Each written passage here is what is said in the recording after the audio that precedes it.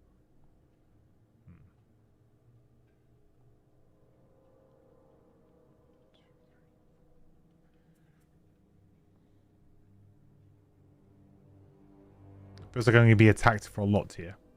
I suppose I could use my shield thing, right? Give myself shield 2 for the round as well. That's not bad, is it?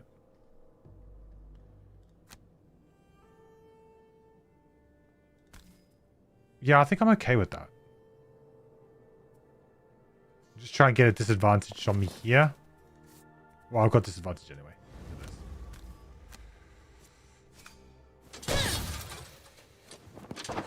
Oh, whoa, whoa, whoa. Did I not consume it?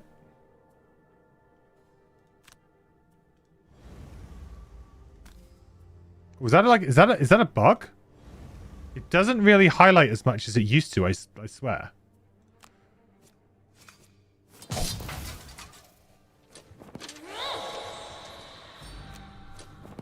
I'm just getting a really big shield.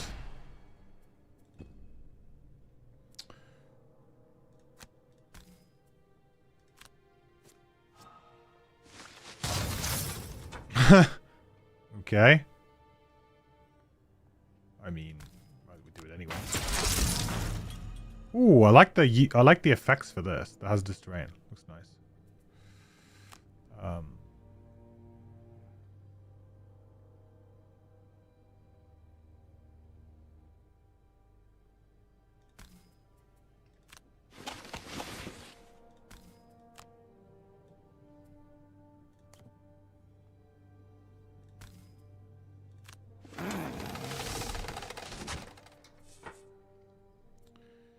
Do I need to get a card back? I feel like we might need to get a card back here. Like the decoy could be good.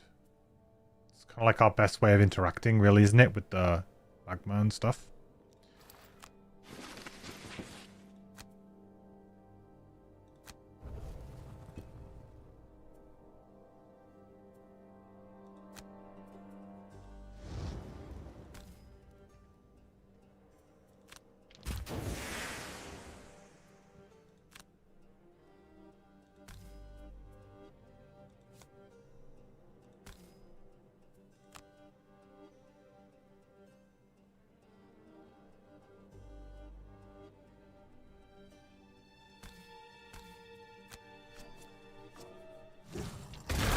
Wow.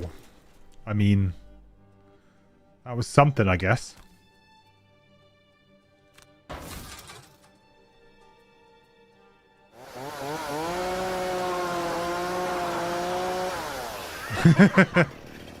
Now that's a lot of damage. Don't want to pull him, but I think we might want to pull this one.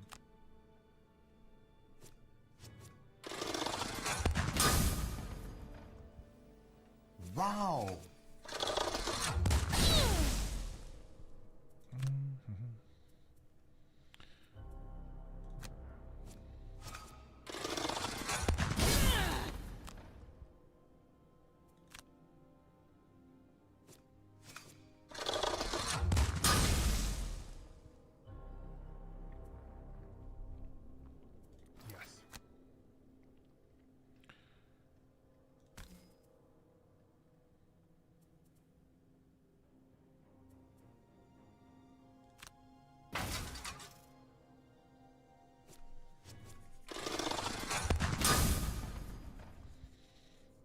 I think this gives me a nice chance to kind of mess them up on the next turn, right? Ooh, still got cooling going on though. Okay.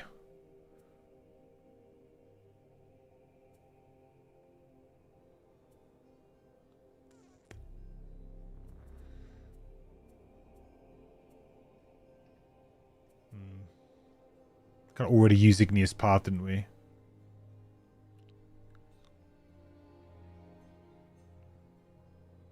The pressure will work really well here.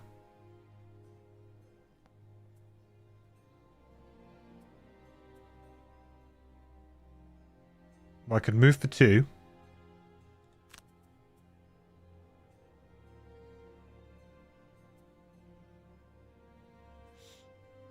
Gives me a big push, but I don't really see how that's any good right now.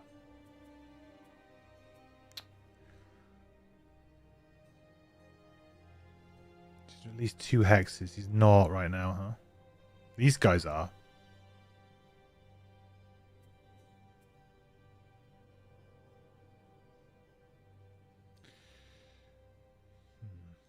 Could just go for melted armor, I suppose.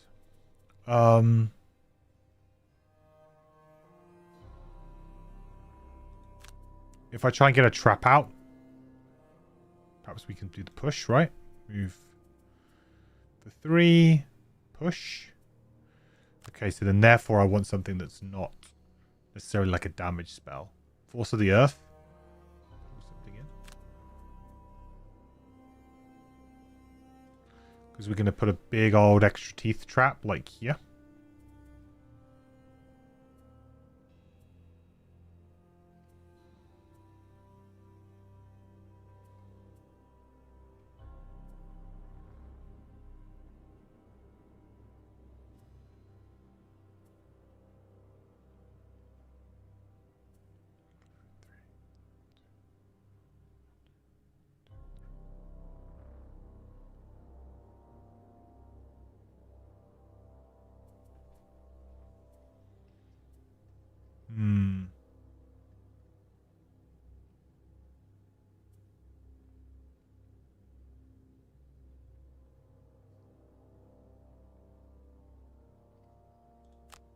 That's 22 initiative. I mean, it would make sense more for me to attack, wouldn't it, with a push?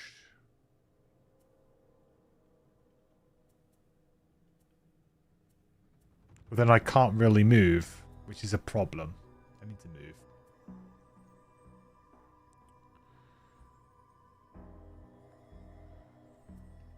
It's okay. I think it works. 2022. We are now like a bit under the cosh though. We're gonna have to. We're gonna take a lot of damage this next turn if we're not careful. I think we can kill this.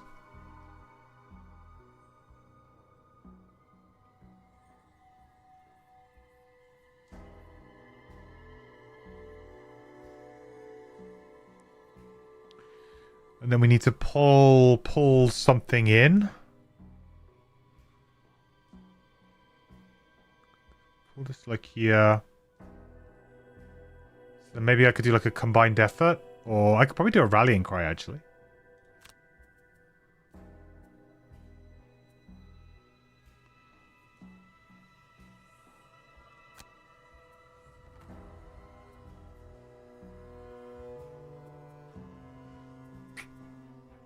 One's not good enough. Am I doing a default move 2 here? I'd really like to regroup at the end of this room. Yeah, but it's gonna be after these guys go.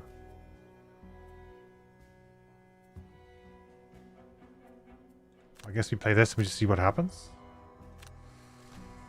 Don't love it. Focus on enemy furthest away. Okay, that's fine. Not too bad. That could have been way worse.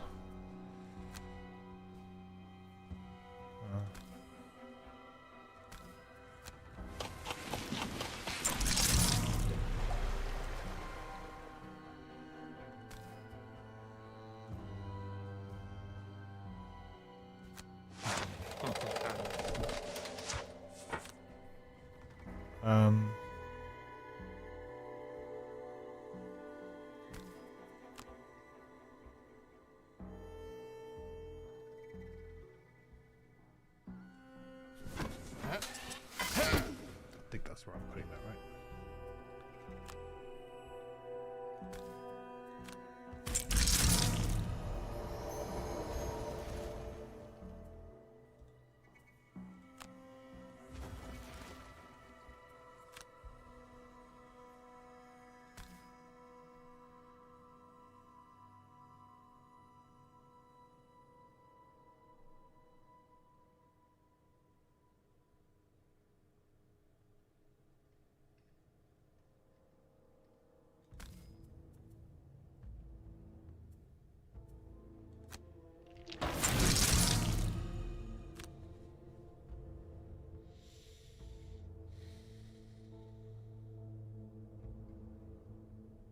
Kind of a weird one because they're always going to be targeting this, which is not great.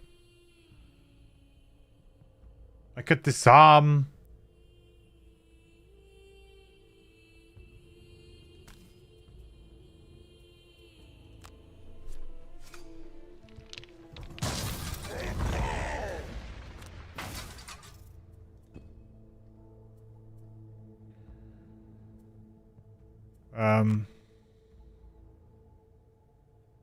That's rallying cry, right?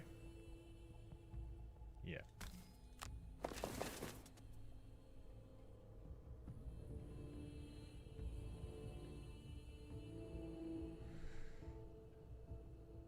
Do I want to... Yeah, I think I... No, I can't do that. I need them to be there. Adoy.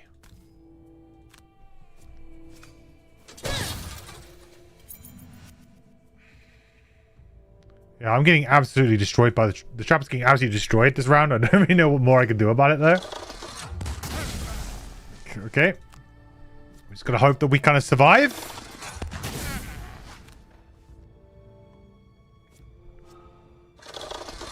Four. Oh, it's only two.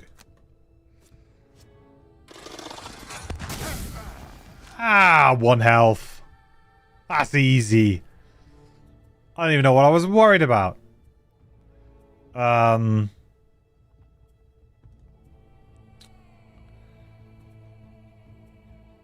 Still have cooling on her.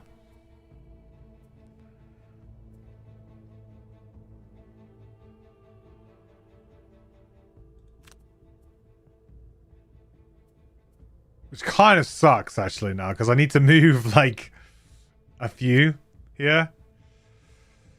Ugh.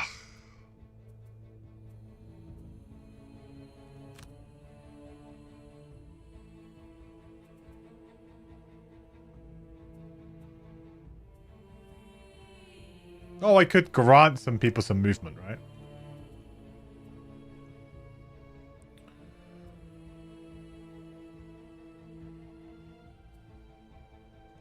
And then we could under pressure this guy.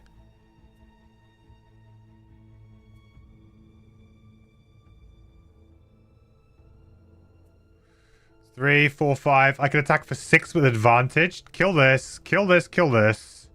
Then we just have 3 to deal with. Not too bad. 5 with advantage. I don't think I need to do anything more there. Just going on 20.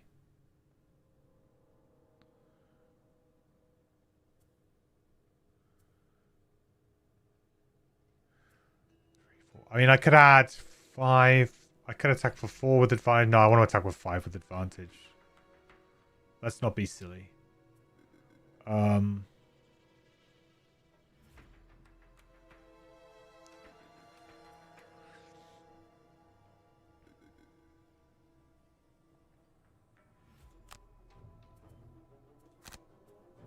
20, but then 20 and 25. Yeah, this works well.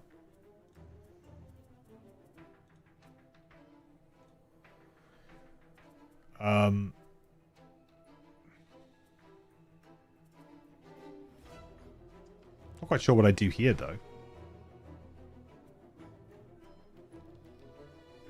Guess I just caltrops.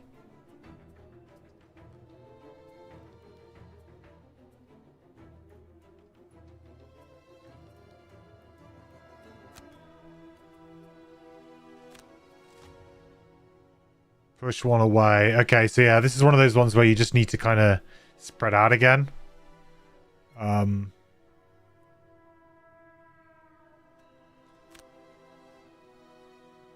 be with disadvantage. I didn't really think that one through.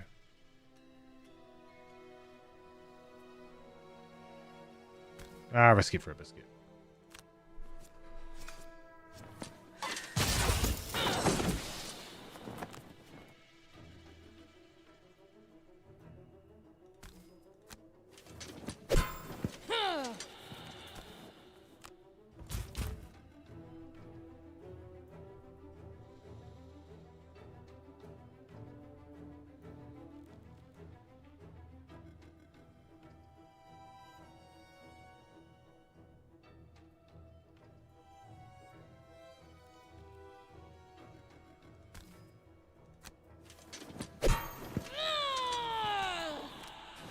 I guess we can get some loot. I mean, I don't think it makes too much of a difference here.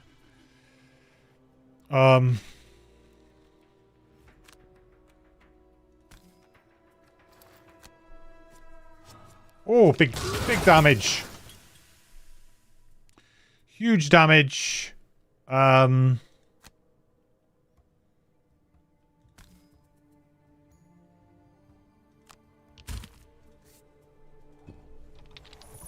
think finally that cooling's gone. Wow. It's like, oh, caltrops, yay.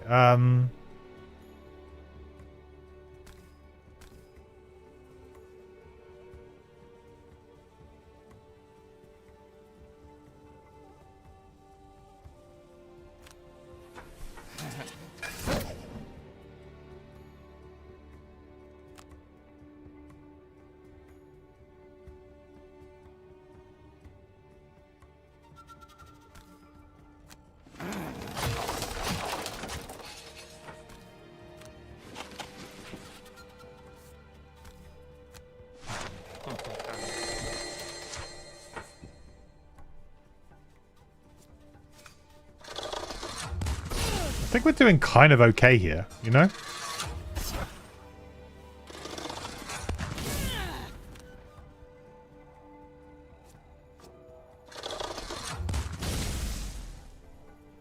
I mean, we are in a weird situation now. It's like, well, we need to kind of long rest.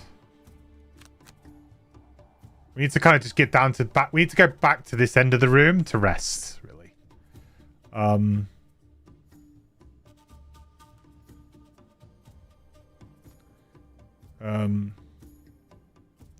In a weird way, I could probably just long rest on the Pyroclast right now. It's kind of like, it's quite far away. I just need to worry more about what I'm doing with my banner spear.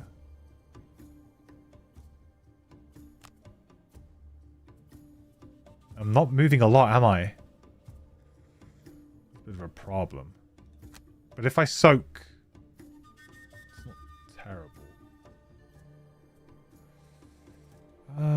Yeah, like in a weird way, I thought, like, do I just long rest here? I mean, I could move 2 and not really achieve too much. I guess I could go early, move 2, hit this. That helps. We go... We 38, this thing, hopefully pull it. And then we just sort of hit something on the way out and run away. Okay, I think this kind of works. So...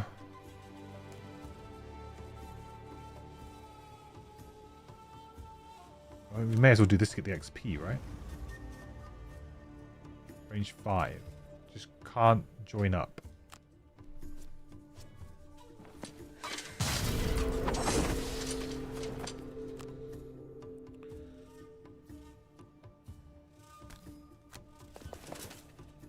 Just need to kind of be out of the way here.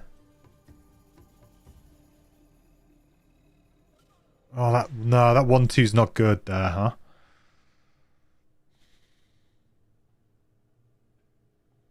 Because we're going to get this thing. It's going to go off. Hang on.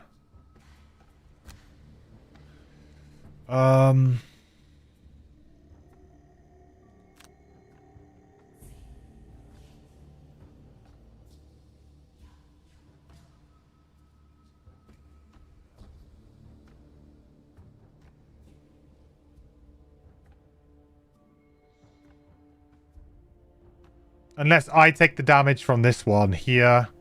We try and kill this. Sure. That might be okay.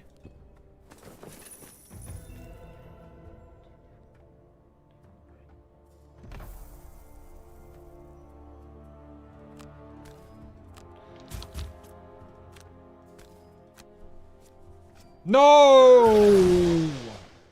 That's not good. Oh, I could have used this, couldn't I?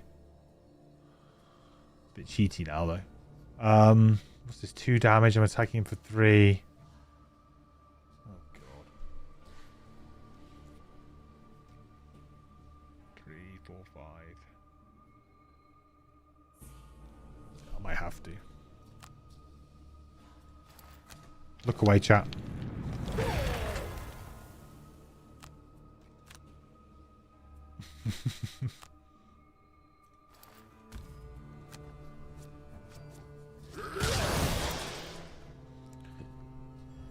It's all good.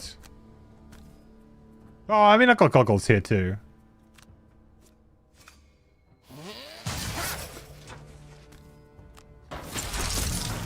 I might have been able to make that work. Hey, Bramford. How's it going, buddy?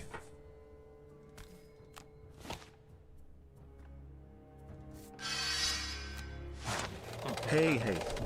Hey, thank you so much for the reset, buddy. Hope you're doing well. How's your Frosthaven campaign with Isaac going?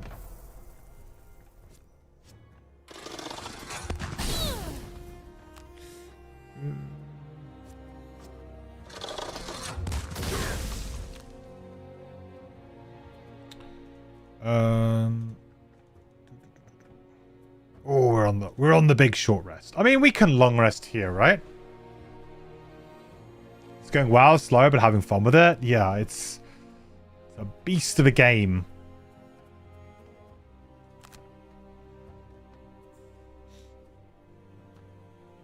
You played through the Gloomhaven board game a couple of times. These Frosthaven scenarios are a lot tougher on average. Yeah, I think Frosthaven in general is a combination of the scenarios being often a bit harder, but also your characters are more kind of well balanced. So there's less kind of exploiting that can go on. Like Gloomhaven is like the balance is all over the place, you know, in the first edition, and obviously digital as well. So it's kind of like, yeah, there are lots of like characters that are kind of overpowered or items that are overpowered. A combination of these things can make the game quite easy at times.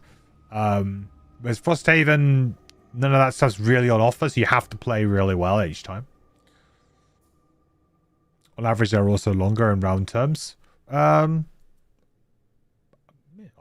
haven't noticed, but that might well be true. So if someone actually has recorded that.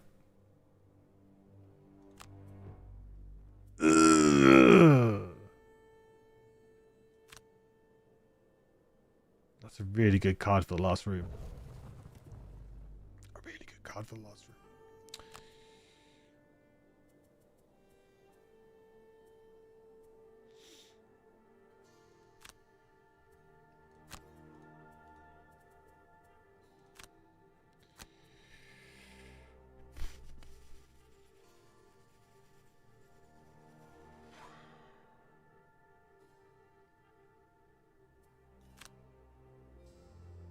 Ugh, basically just lost one of my two good cards was going to be lost there. Wasn't really too much we could do about that.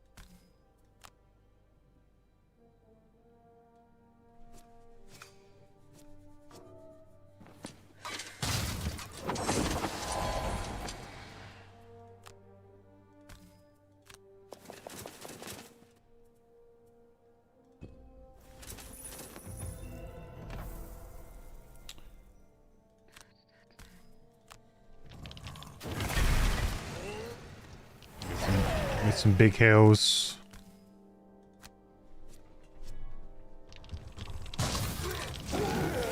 We'll tank this up and then we'll get some big hills.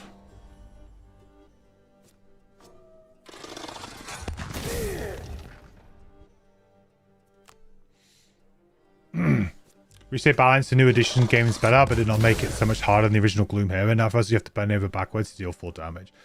Well, yeah, and I think this is why ultimately, I mean, I haven't played Gloomhaven 2nd edition yet, but I think ultimately that game will probably come out on top unless there's, you know, the next iteration of whatever is going to be in the Haven universe.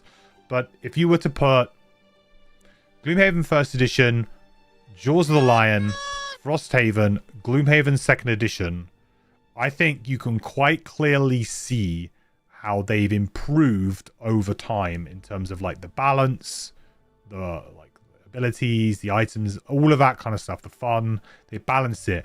And I think Frosthaven, you know, it was designed as a advanced players game, right? They were always upfront about that. They were like, hey, you really enjoy Gloomhaven and you're looking for an extra challenge, we got Frosthaven coming out. It's more stuff, it's more complicated. You know, there's the characters are more difficult, all this stuff. They were very like upfront about that kind of thing. But I do think they pushed it a little bit too far. Just a little bit too far. And I think Gloomhaven 2nd edition is a good, seems to be a good adjustment to that.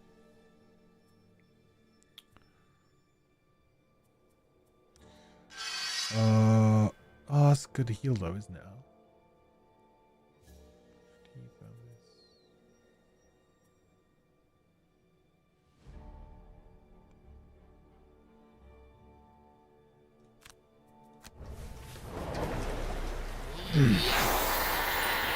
Billy, thank you so much for the resub, buddy. 2 months in a row. I really appreciate using your Amazon Prime sub here, buddy. Thank you so much. Quest continues, my friend. Gripe and Themris being so heavily involved in 2nd edition is so huge. Yeah, it's like, I mean, like, you can see it, right? Because they worked on the perk system in Frosthaven, and the perk system in Frosthaven is fantastic. Like, they were sort of, especially Gripe was sort of like working on that a lot. And I think they really kind of smashed that element of it. And they're like, great, you know, have at it with 2nd edition. And I mean, I think you'd be hard pressed to find, you know, 2 people who have played more Gloomhaven than those guys. You know, I think you'd be very hard pressed.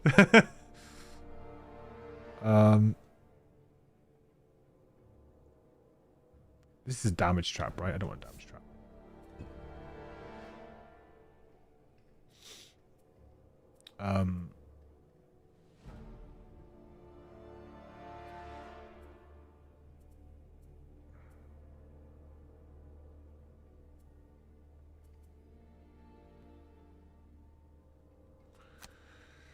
Right, so we can go and do like a melted armor, and as long as we don't miss, that will kill that there. We need to hit him with a regroup though, for sure, because we want to get that extra heal up. So 25, that's 62. We need to move 3, so 28. Seems quite good. Yeah, these aren't very good, are they?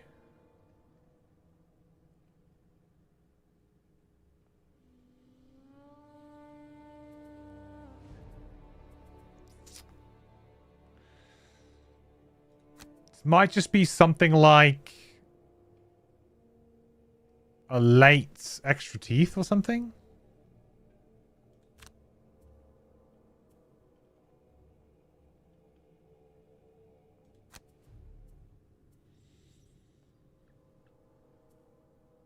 Range 3. Yeah, I mean, we could pull him into that, right? It's doable.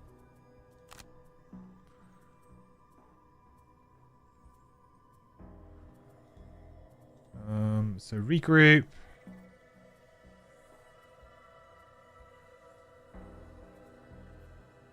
Unfortunately, I don't really have much to do here, do I? Oh, I guess I could grant these guys a bit of movement, which might be okay.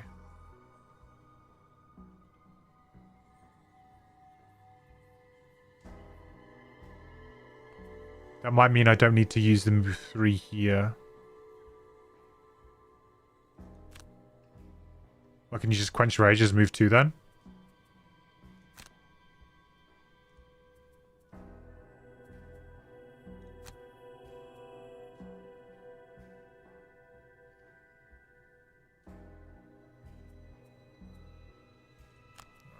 Yeah.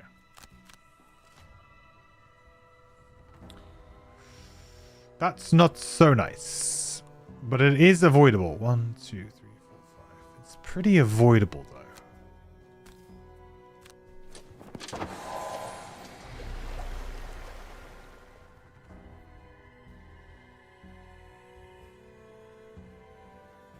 Well, he's going to die. And he's going to take that attack. So I think we're okay here to kind of move forward. think we're okay to move forward here.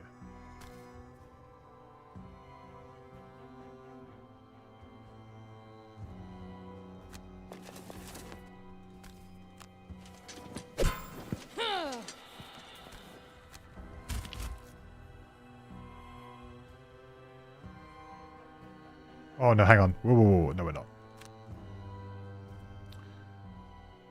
1, 2, 3, 4, 5, 6. I guess we can't move. But we can still grant the movement.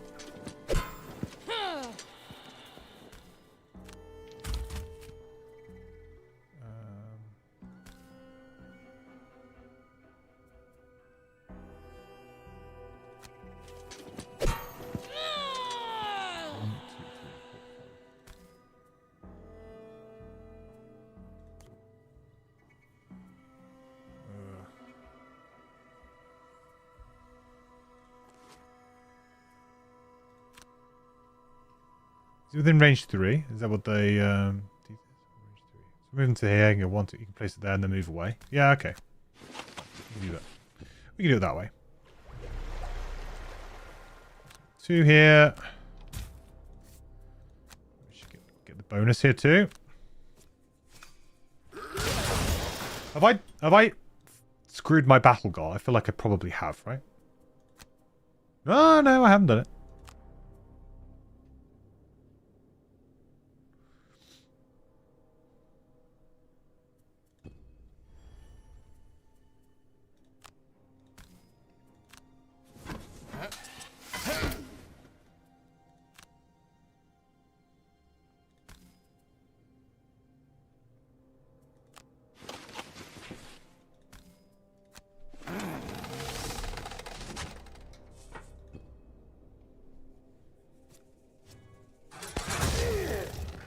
Ow. Second edition feels so good. You must want to stop playing Frosthaven with your group and just start playing second edition. Yeah, I mean, I need to start playing soon. I will make plans to play it this year, I think. But it's difficult for me. It's so difficult.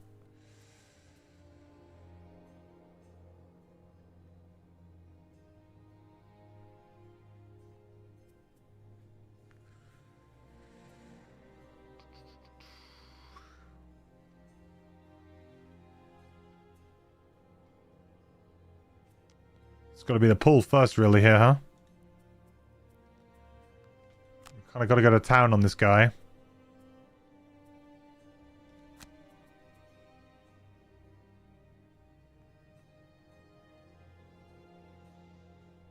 Do I have boots up?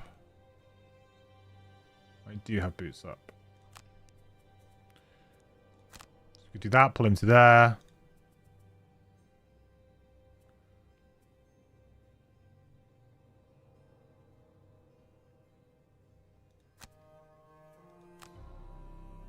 Could use flowing fire. Oh, if I use flowing fire first, then we could do even more damage to him, right? Yeah, we could, for sure. I just need to get to there and flowing fire this way. Nice. That will require me moving 3, though, right? Yeah, it will. We don't want to move 3. I really do want to get this perk.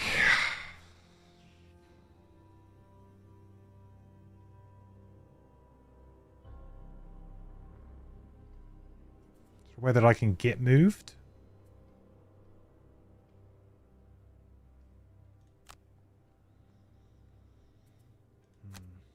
Not really.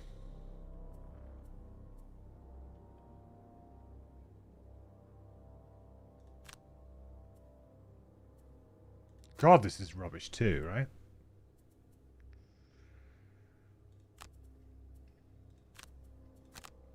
I guess we could try and get like a rallying cry on him. Halfway through your second playthrough of second edition, still 2 characters you haven't played somehow. Solo playthrough. Playing through solo. How long is it taking you solo? Like, what's your kind of like pace? Are you playing it multiple times a week? Are you playing like multiple scenarios a night?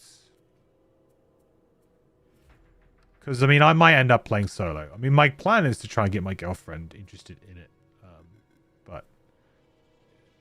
I need to work. I need to work her up to that. So.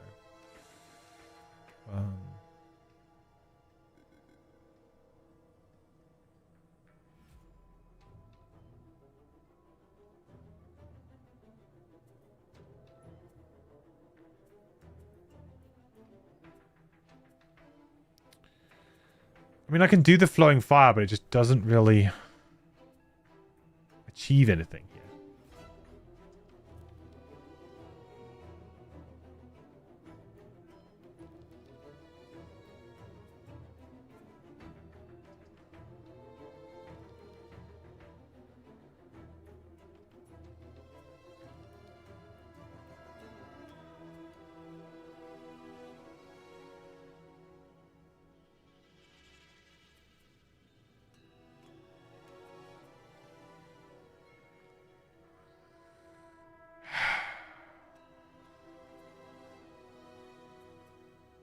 I think I just have to like use under pressure. Okay, let's just go this way. 17. Oh, this is fine though, I think.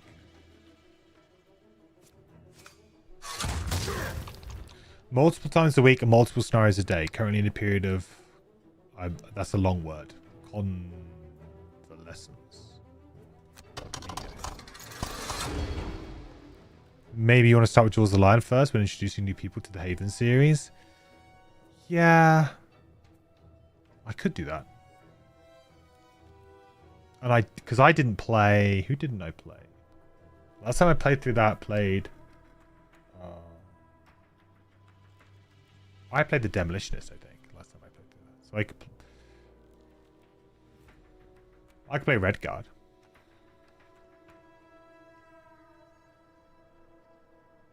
That's a bless trap, right? I don't think I want the bless. Actually, I do, because I'm going to be throwing probably quite a big trap at some point.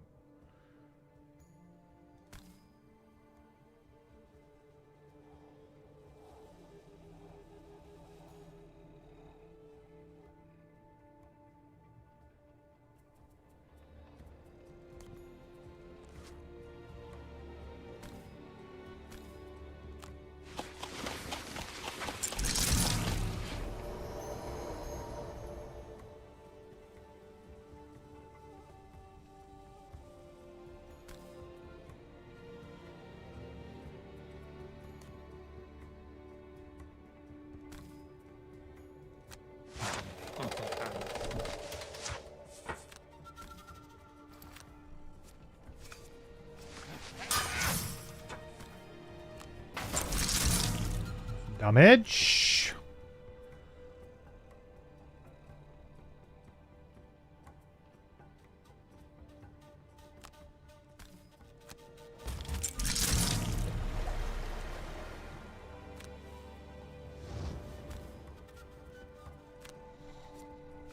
Ugh.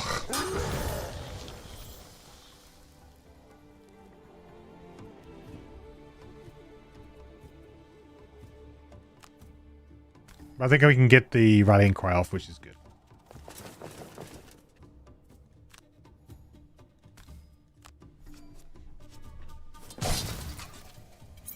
At least that gives Miss like a really nice round. So we could, in theory, long rests, like, you know, but I think we're going to long rest on the next turn anyway.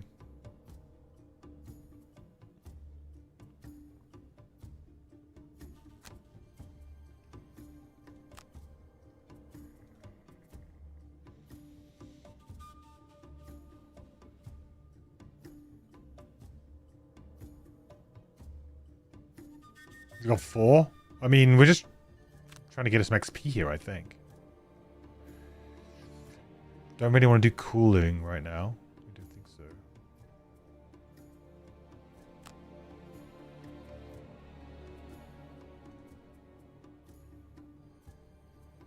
I think we're just hitting them, right? We're just hitting them. We're just hitting them.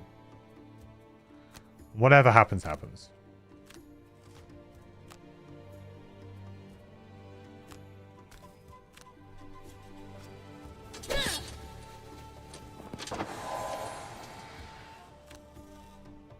Oh, I can't leave this loot bag, right?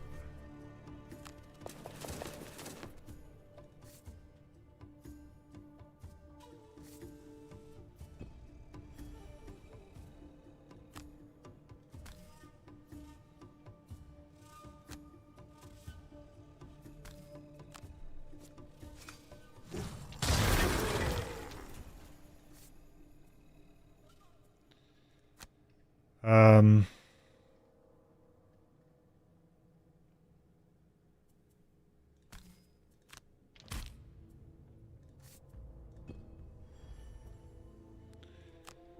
Well, no pressure.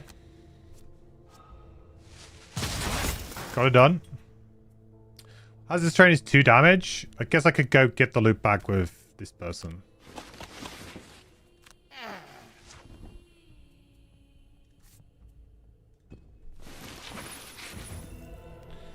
Two lumbar.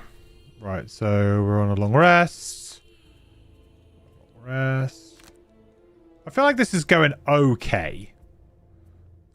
maybe not because of the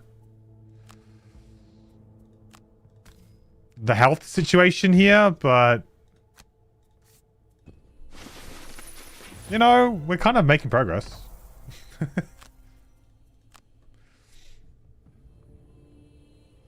If you do cooling, you can drop the persistent on rest. Can you?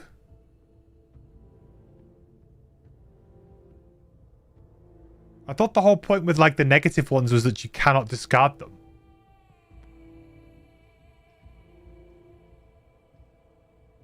Like the negative passives, you're not supposed to be able to do that, right?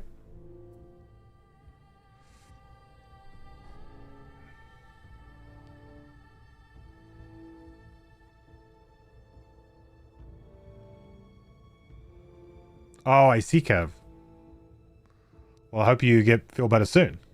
I mean, it's a nice situation to be able to play. nice situation to be able to play all the Gloomhaven, but not the best. Yeah, I hope you get well soon, buddy. You can drop mandatory persistence on short and long rest. Oh. Well, then I definitely should have used it, though.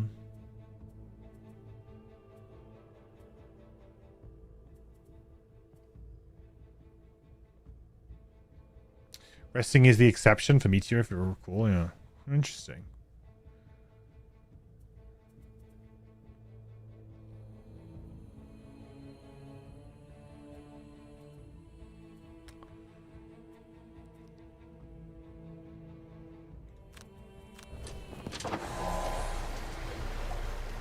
I'll be thinking about how to deal with these golems now.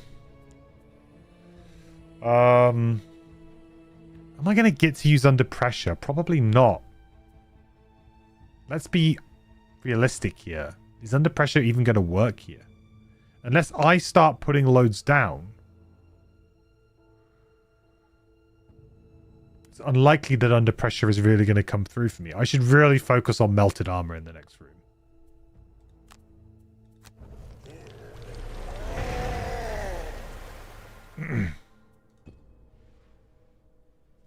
Yeah, Buttons and Bugs. Yeah, I haven't played Buttons and Bugs yet. I actually found it the other day. I was like going through my I was trying to find a certain board game, so I'm like still haven't really unpacked in the new house. It's one of my kind of tasks for the next sort of month or so. But I can't afford the shelves that I want right now. So I'm kind of waiting, and when I can, then I'm going to put all the shelves in, and then I can pull a lot of the games that are currently stacked behind me onto shelves, which would be nice. Because at the moment I'm having to like delve through bags. And I did have my first kind of casualty, a couple of games that were sat at the bottom of the stacks that unfortunately have bent a bit. The boxes have bent. Western Legends, unfortunately, not the most hard-wearing box, it turns out. Got a little bit split.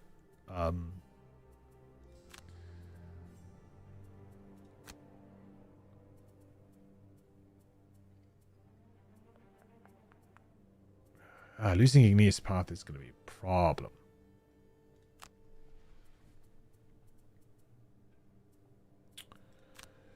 Did we get all of the loot? We did get all of the loot. Well, we definitely need to regroup. And we're probably going to start to do, like...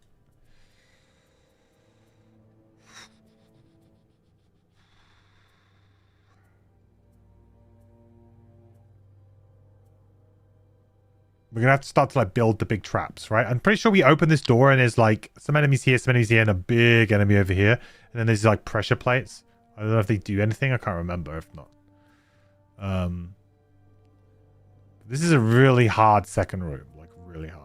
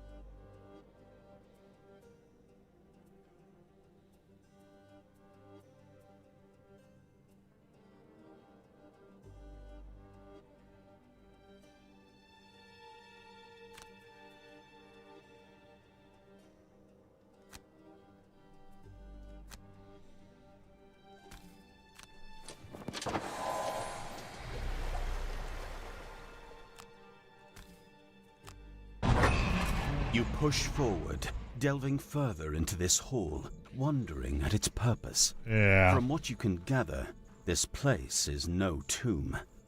There is no smell of decay, but neither is there one of life. You enter a room that somehow managed to withstand the beating of time. Here, the floors are still intact, and the stone If I remember rightly, I struggled on this one with my like stamina. Because, like, this guy's basically a boss. Cool model, by the way. I swear they've changed this. It's really cool. But essentially, the idea, like, how to kind of do well at this scenario is to... You have to deal with the night demons first. You're just going to have to, like, kind of chill back here. They're going on 4, which is actually horrendous.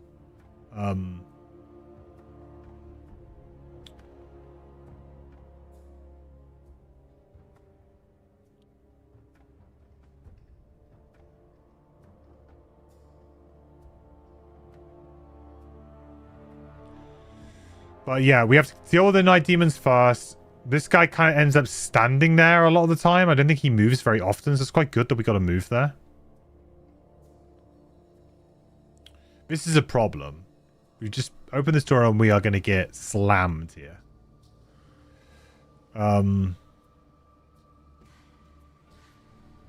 Pretty much all of them can get to us. 1, 2, 3, 4. Yeah, all of them will be able to get to us. The only thing I can really do here is to drop back somewhat.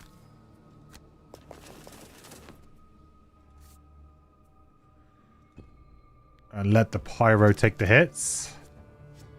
It's not good.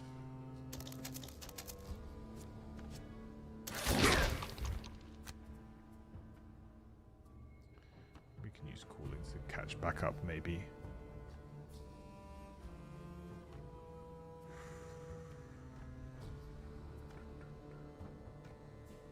Push 2 could be quite good here, right? Some traps.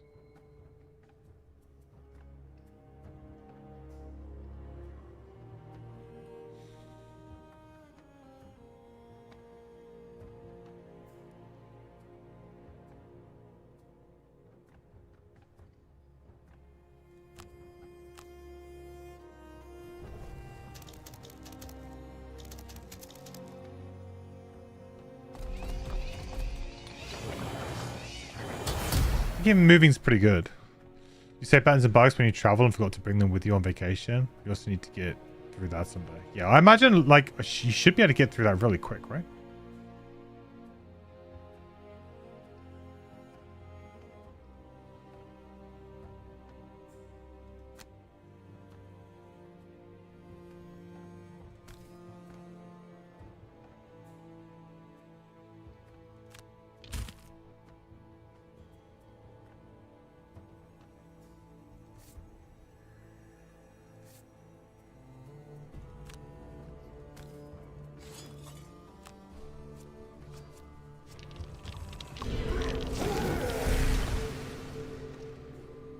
That might come back to hurt me at some point. But just feels like Keeping that elite out for this round is like super important.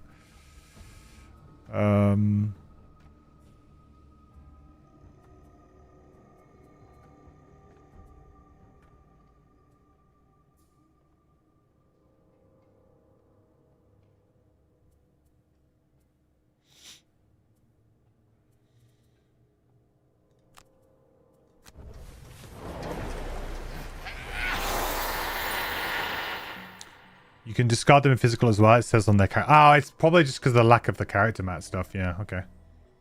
Gotcha.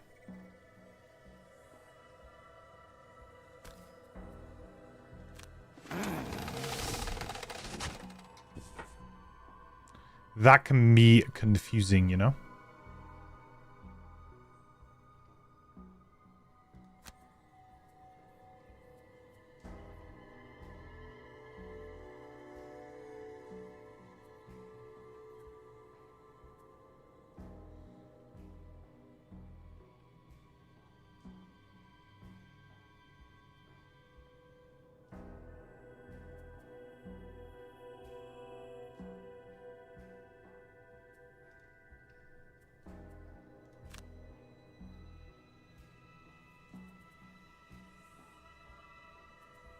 The disadvantage on this stuff I absolutely hate.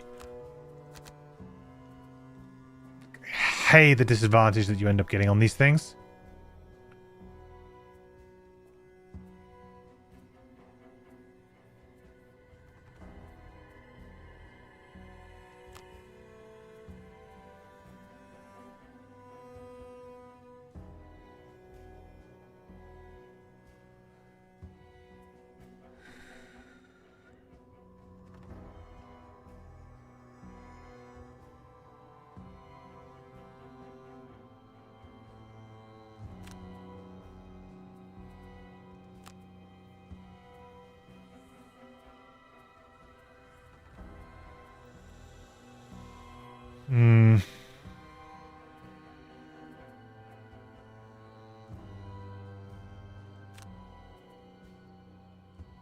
Do you know if they go early here? I think I just lose.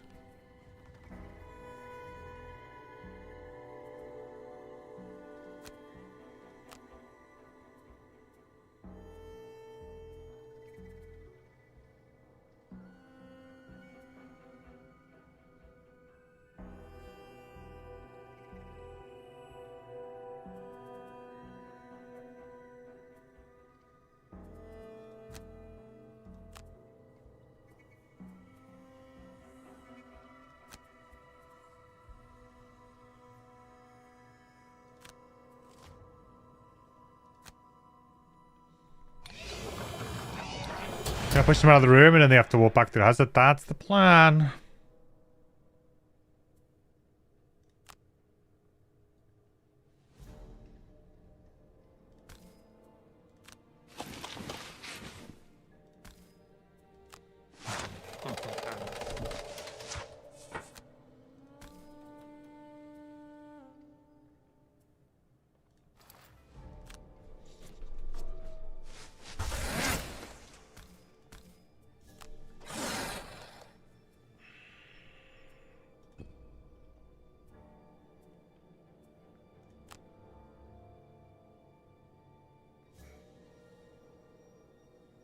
Maybe I should push him. What am I doing with him? Javelin, though.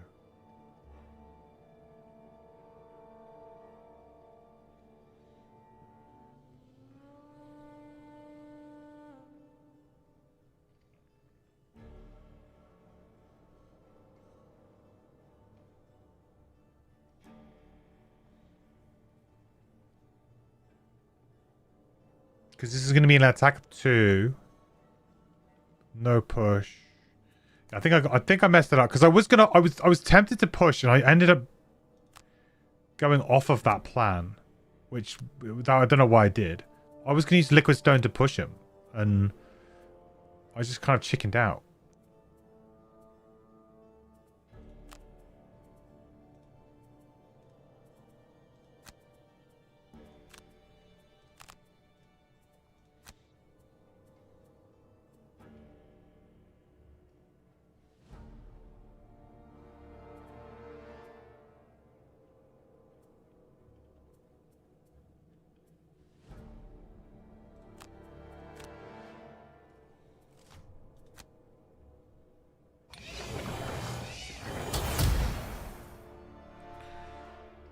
Okay, so we're going to go this way.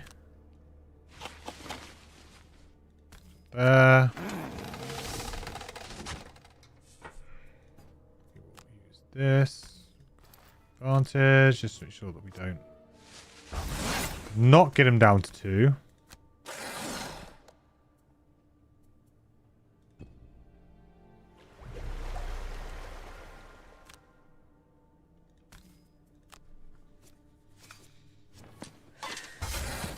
Need to do some damage there, I think.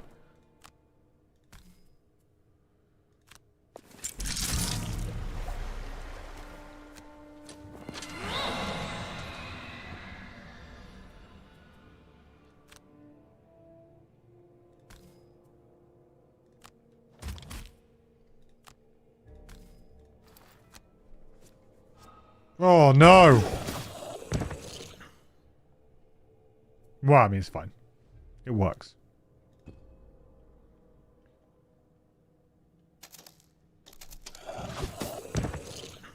I mean, we're 2 night demons down. It's pretty good going, considering. We've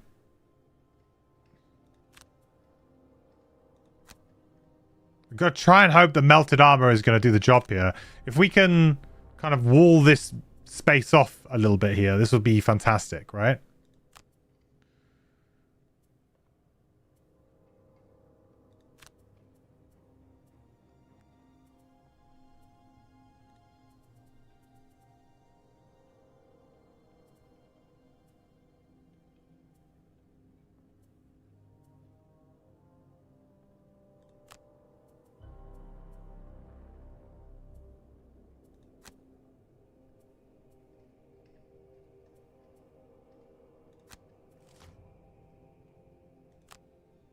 Okay, I think this is pretty good.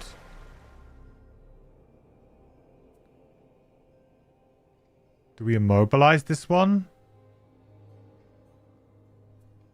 Immobilize this one?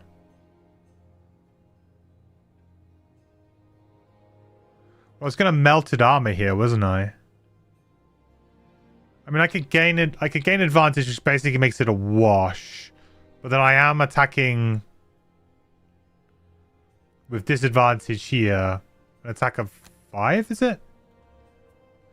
So let's say that's about 4. This is going to be 3. Yeah, it's close. Very close. Oh, they're ranged anyway. Oh, okay. Then it doesn't really matter. I guess we just go in then. Yeah, we just go in then.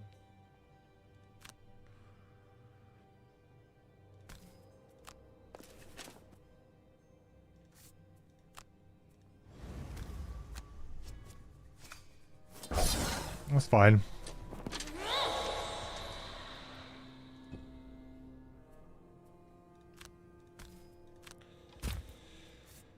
Alright, come on, baby.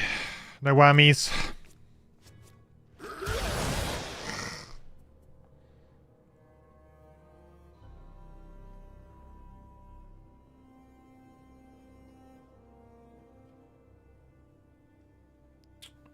I've done that any differently. Oh, I could have got on 20 and I could have pulled him away to get the kill.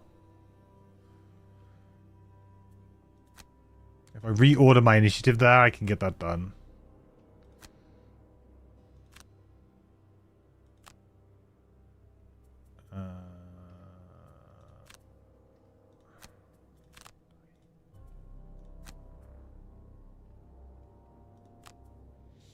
Should get it done.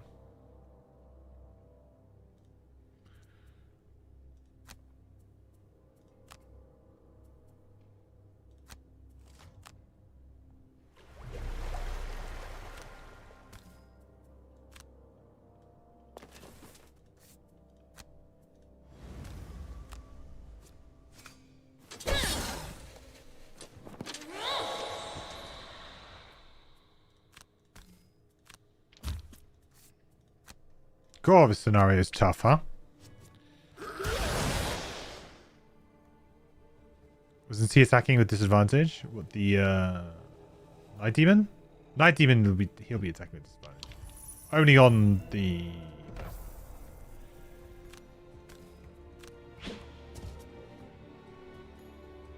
This is a bit risky, I guess, because it kind of brings him into play, but...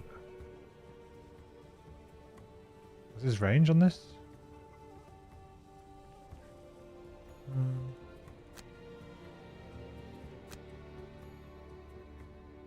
Range 4.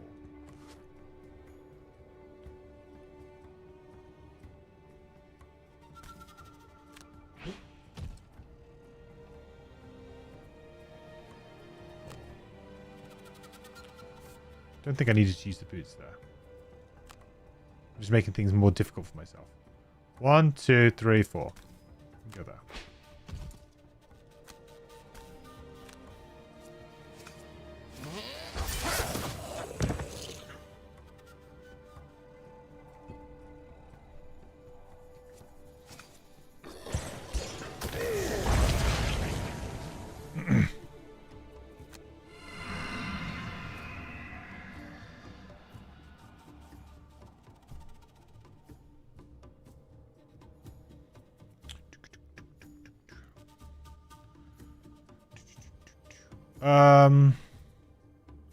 Well, yeah, we want to just bait him onto this space now, really, don't we? I mean,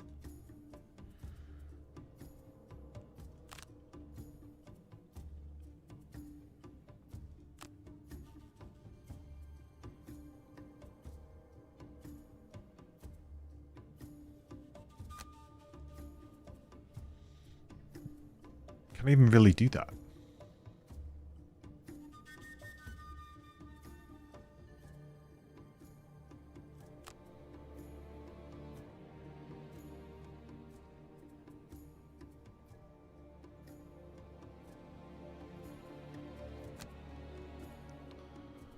Yeah, it's kind of rough this turn, huh?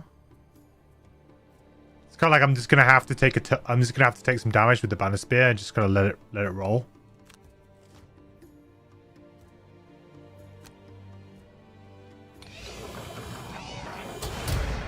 This is what I mean about the automaton. Like, you kind of just want him to get on with it.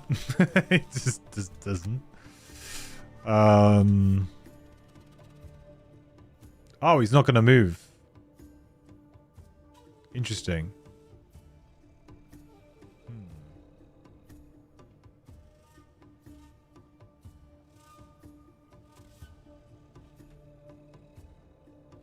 Okay.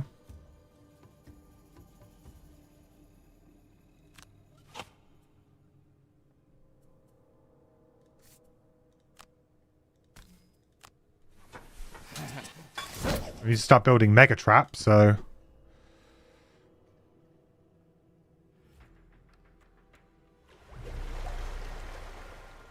I guess we just chill here now, then?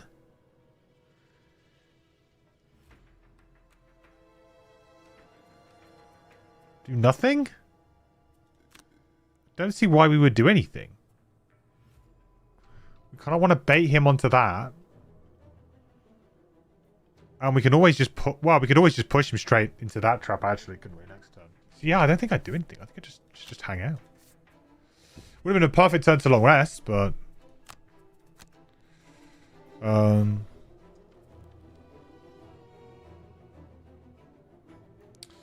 See, Quenched Rage is one of those things I'm thinking, yeah, it could be really good, but... seems like a lot of work. Too much work for me. Too much brain power needed there. Because we long rest here. We bait him onto this.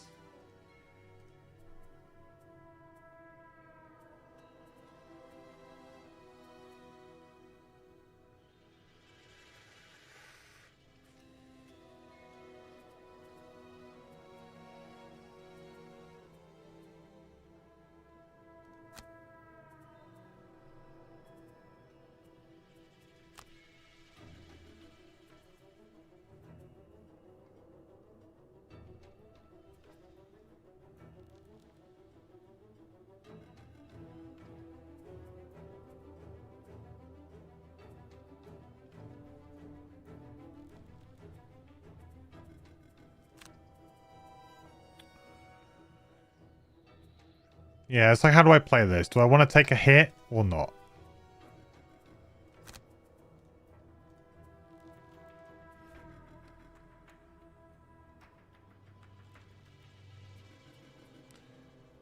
Or do I kind of play maybe safe and just do like a lava bomb on him?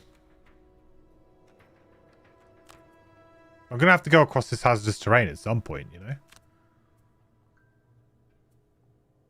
Or do we let him come to... I mean, this is a big trap here. It's going to take 2, then I push him through a 5 damage trap. I mean, that just seems fine. And I heal for 5. Right? And hopefully I don't...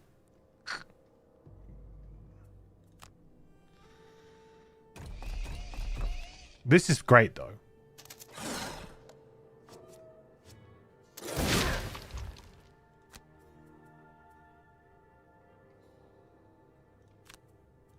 I mean, that's... I don't think there's much I could really do about that. Even if I was to aggressively go for him there.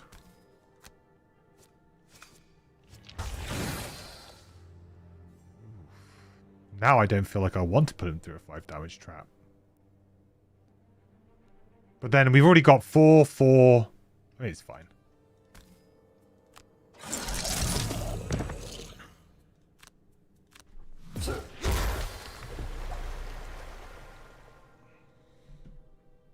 How's the scenario going? Just finished a scenario of your own? Yeah, it's going okay, I would say. Like, I feel like we're relatively in control right now, but, you know, this is the kind of scenario where you just run out of stamina. Like, I need to get to these back... I need to kill these 2, which is fairly doable.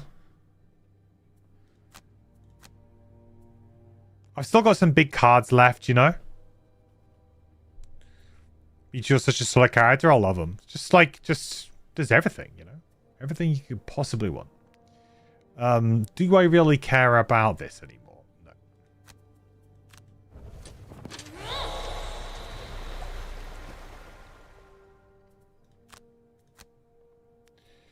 Right, we're going to need Dismantle, probably. We need Flurry of Nails, Decoy. Yeah. Actually, yeah. Ballcatcher, yeah. I need all of them.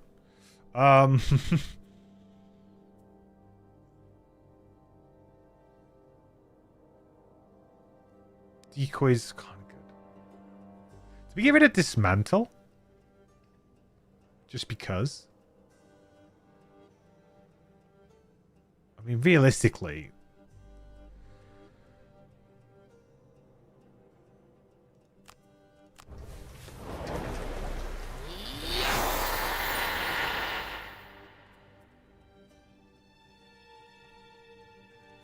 Sure.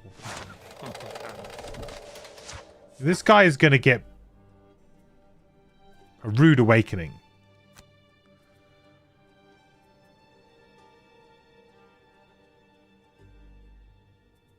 I've got cooling again now, right? Yeah. I'm going to need to be moved. I have like the move 2, don't I? And then move somebody else too? Have I got rid of that? Oh, I have.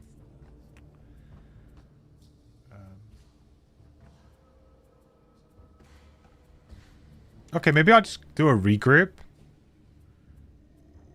And... No, because I need to do regroup bottom, really.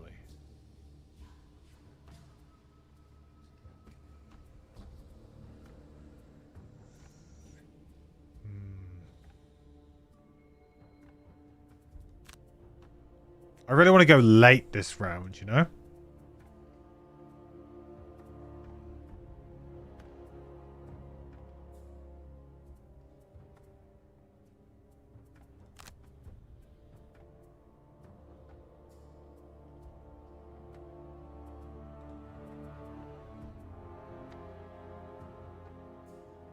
I suppose I don't really need to use regroup, do I? Is he immune to anything? No.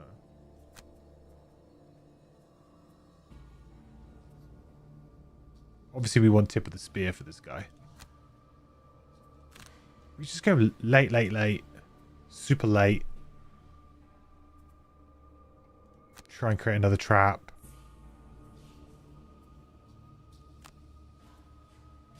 Well, I guess that's not super late, but...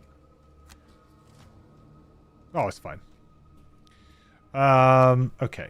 We're going to have to go through this, unfortunately.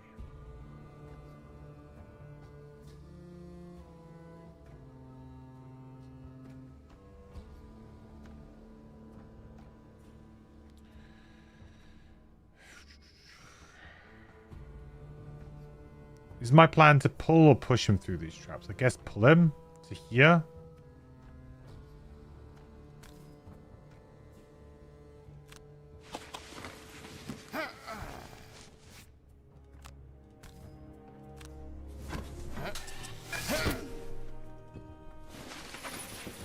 Guess we do this.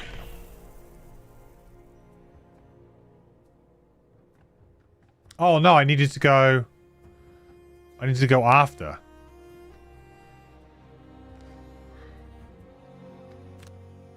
Shoot. Well, what cards did I play? Could I have gone after? No, couldn't have gone after anyway.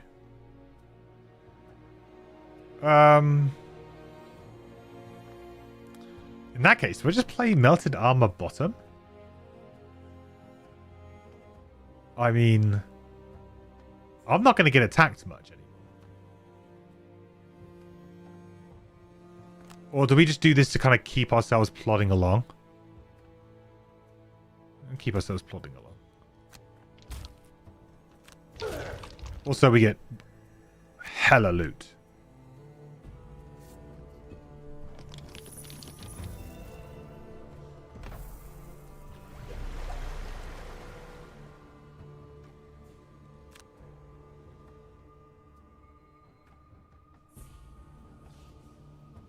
Now I could consider doing this, couldn't I?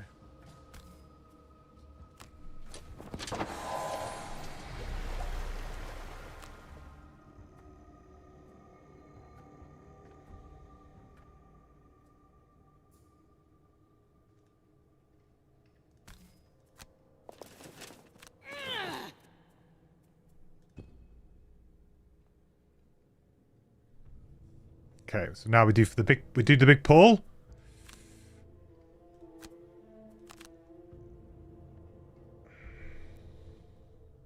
So that's going to be 9 damage.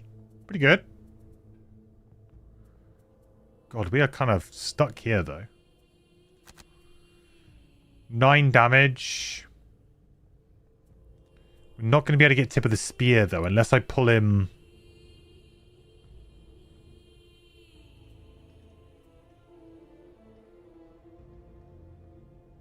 I'm not going to be able to get tip of the spear.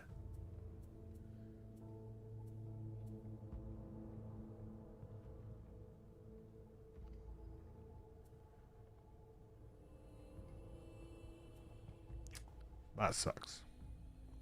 Oh, the new characters immediately available, or do you have to complete the necessary bit? You have to complete the necessary unlocks for them. Which is kind of, I will say it is a little bit kind of frustrating in that sense.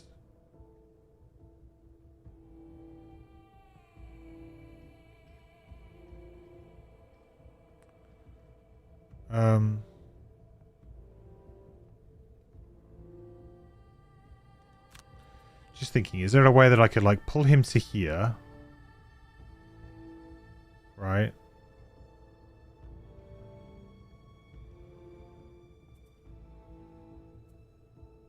I go to there with the trapper. Oh yeah, we're gonna head of the spear this way. Yeah, that's fine. We can tip the spear.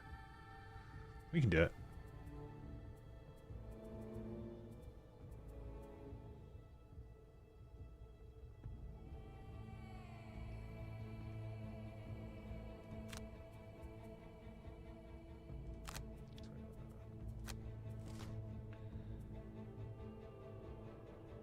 Oh. Really? I mean, it kind of doesn't matter for this purpose, but it just sucks.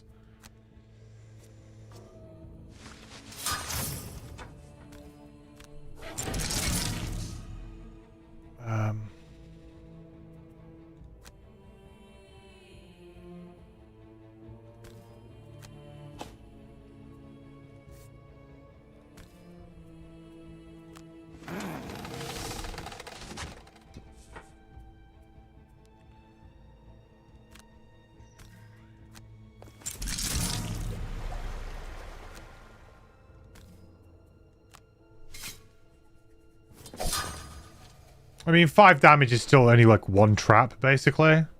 But... Oh, yeah, look. Choose to deactivate. Thank you very much.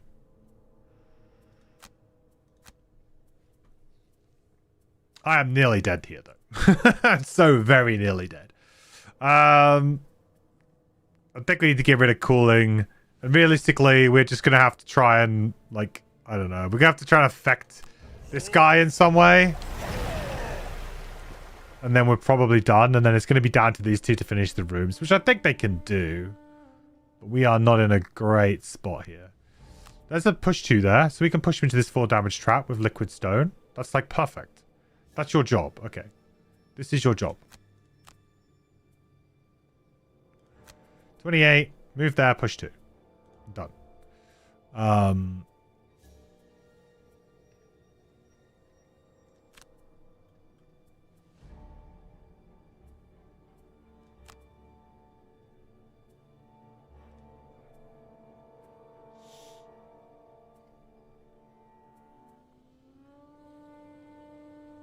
I don't have dismantle, do I? Damn. Used to just throw those. I think we're going to need to long rest before we try and take on this next bit here anyway, I think. That's fine. Makes sense for the sake of testing. If features slows your ability to do so, it would be nice if you could have the rules lock mode or not lock mode. I completely agree. I'm 100% with you on that. I think it's, yeah, I think... Oh my god. It's like 4 damage is not quite enough, huh?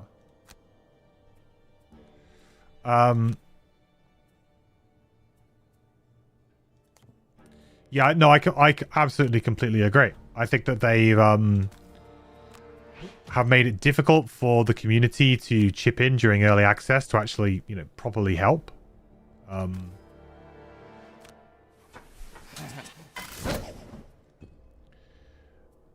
And that is a bit of a shame.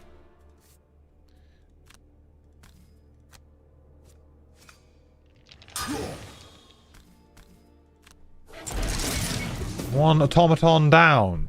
This is a great party for this scenario, it feels like. Yeah, we got really good answers to every single enemy type. I guess the artillery are a bit awkward for us, but we kind of got it, you know?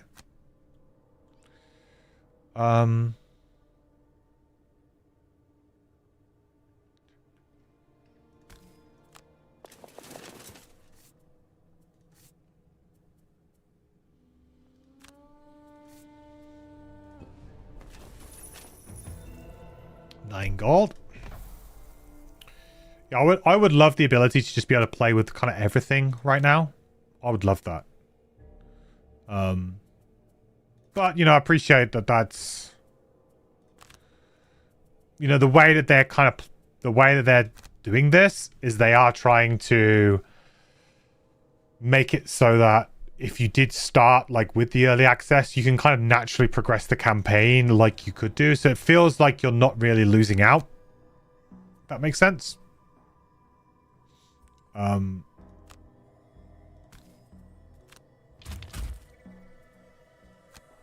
Because if everything was just automatically unlocked, then it'd be, yeah, weird. I imagine there's probably some like console commands or something that you can employ to actually get it, but is Rallying Cry very good anymore? Regroup. Am I going to be playing Regroup very much? I get the feeling we just need to kind of go ham now.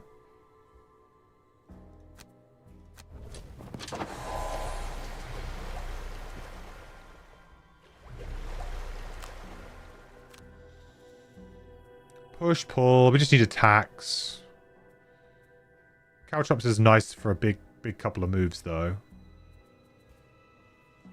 Let me say honeypot. Or you could say extra teeth over boar catcher because it's just...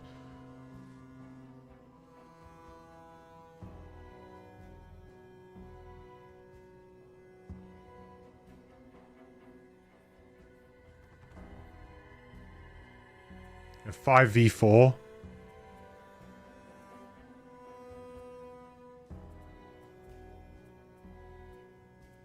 Well, we'll get rid of ball catcher. We don't need to worry about going super early against these guys, do we?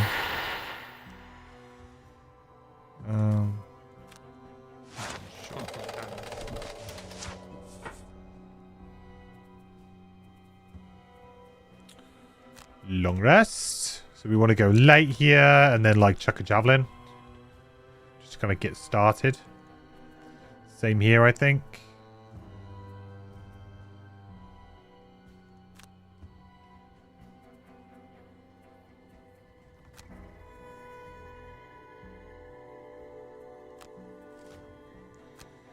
Hmm, 71. Not ideal.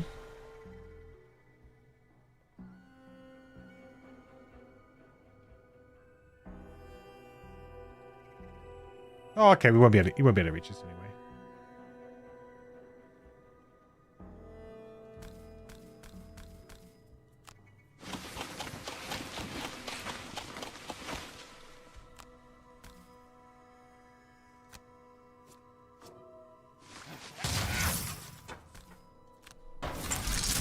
We should hopefully be able to get this chest too. Our cards, right?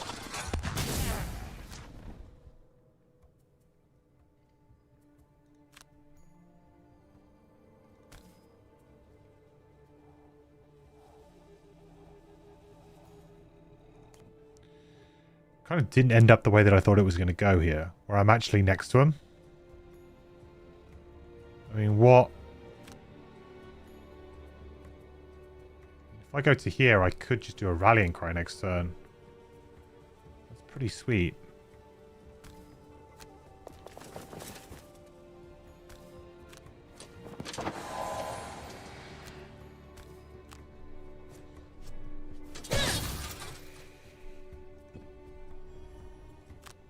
Poor Pyro. Just making sure that I don't fail the battle goal. That's all we're doing. I don't know what the battle goal was here, actually. The trapper. I can't remember. Oh, kill something that has like 2 or more negative conditions on it or something.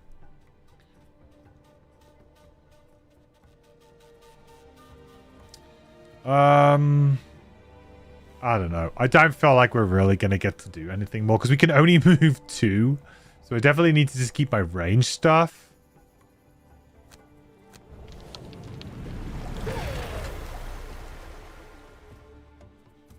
Yeah, what was the battle goal? Kill an enemy that has 2 or more negative conditions. Well, we can apply poison and wound to these guys.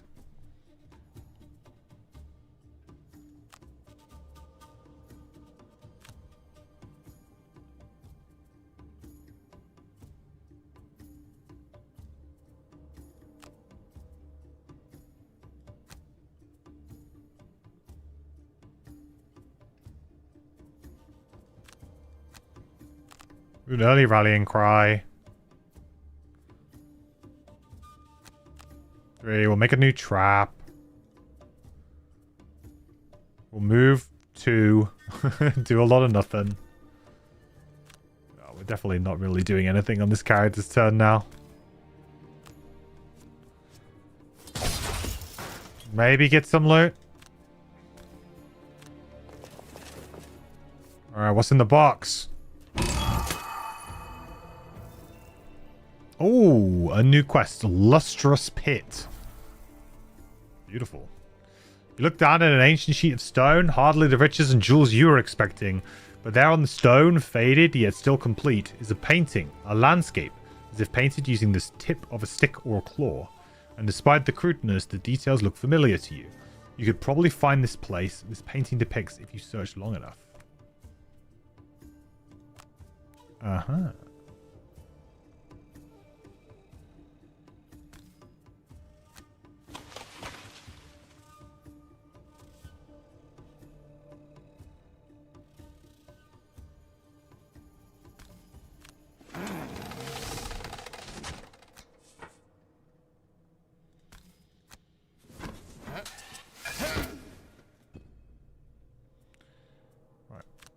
Just don't fail. Just don't fail.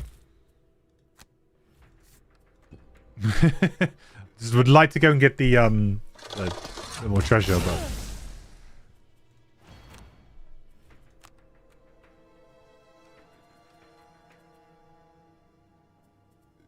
I don't think I'm going to be able to get it. I can only move 2 hexes per turn. No!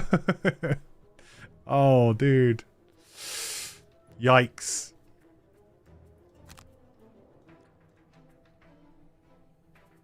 Well, I don't want to lose anyone, though. You know?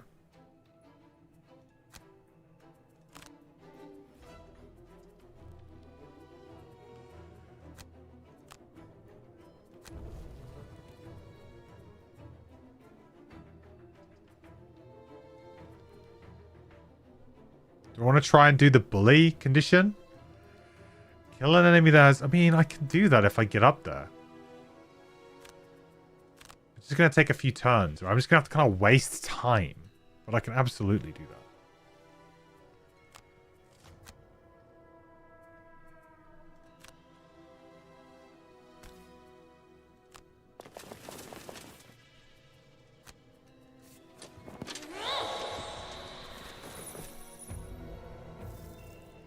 Ooh, an item. Blinking Cape. Linking Cape. During your turn, perform Teleport 4 next to an enemy. Teleport 4. This teleport must end in a hex adjacent to an enemy. That's pretty good. Free move 4 at some point.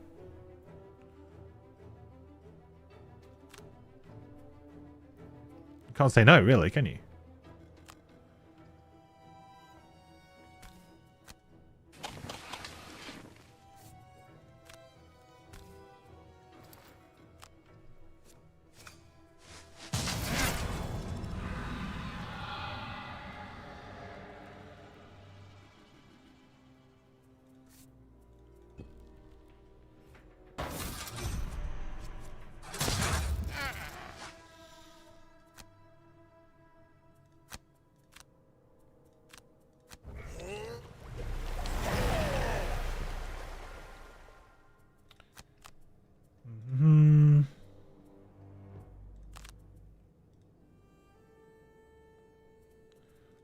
Actually, I don't need to long rest here necessarily, do I?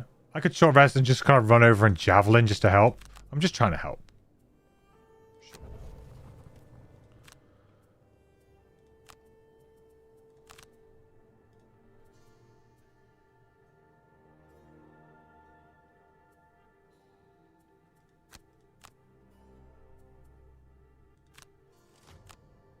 We're just kind of hoping that we get there.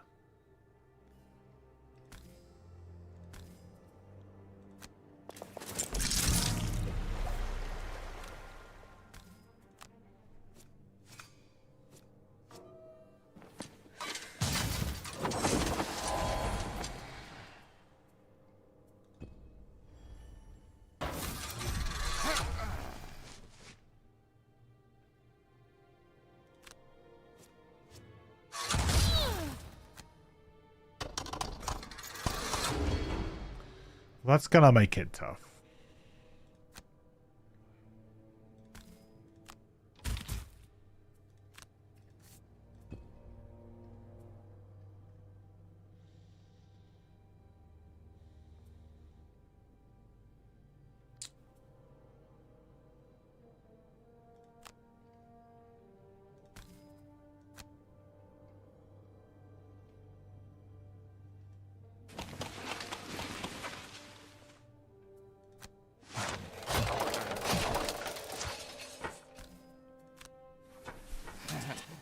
I don't think pushing into the trap is going to trigger this, unfortunately, which is the frustrating part. So I'm going to do 1 damage here. Alright, we just need to go early with like an attack 2 and it'll do it.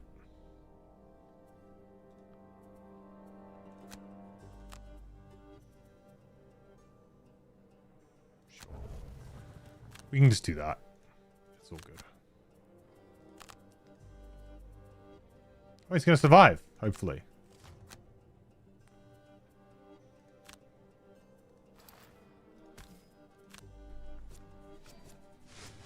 Oh, God.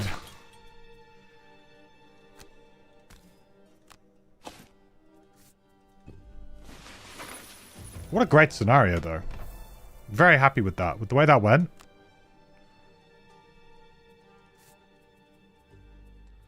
This isn't the time where they like go, aha!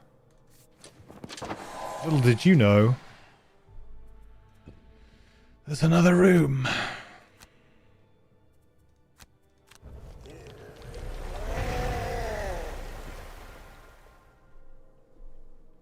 Nah. Ooh, GG's. This is a good, that was a very good scenario. We got over half a level with Craig. Nice. Did all of our battle goals.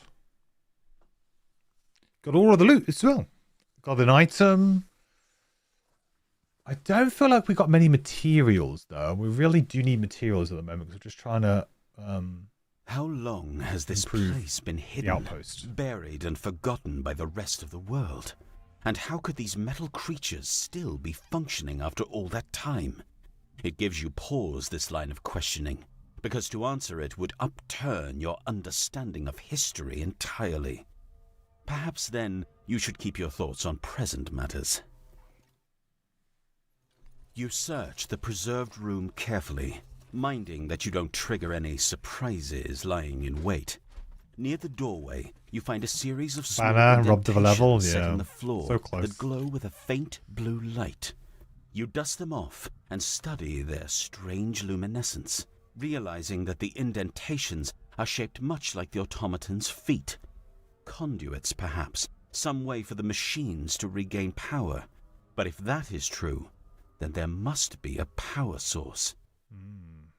You fiddle with the conduit ports and discover that each is connected to a thin metal cord buried underneath the stone floor, and those cords in turn run farther into an eastern passage. That path is dark, however, and there's no telling how many automatons wait at its end. Ooh. It's not a mandatory one, is it? Oh! Maybe not. Maybe not robbed of a level. Temple of Liberation.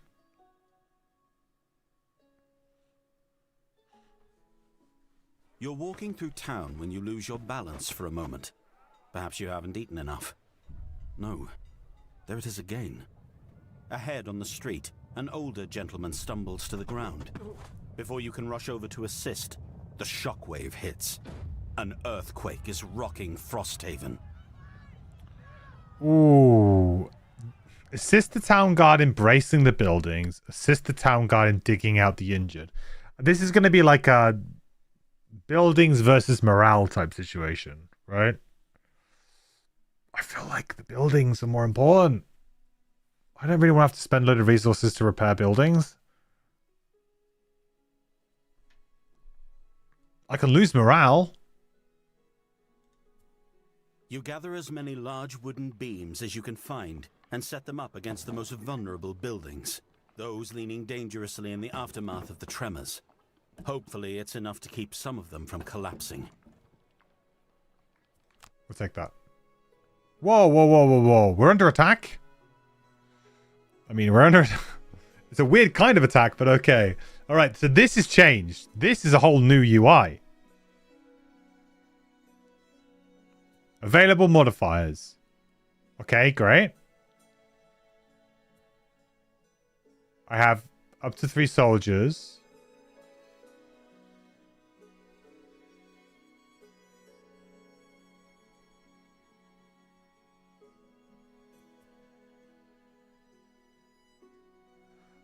Oh, whoa, whoa, hang on. Remove. So I have 20 defense and I'm against an attack. So as long as I don't draw a -20 or anything, I'm fine.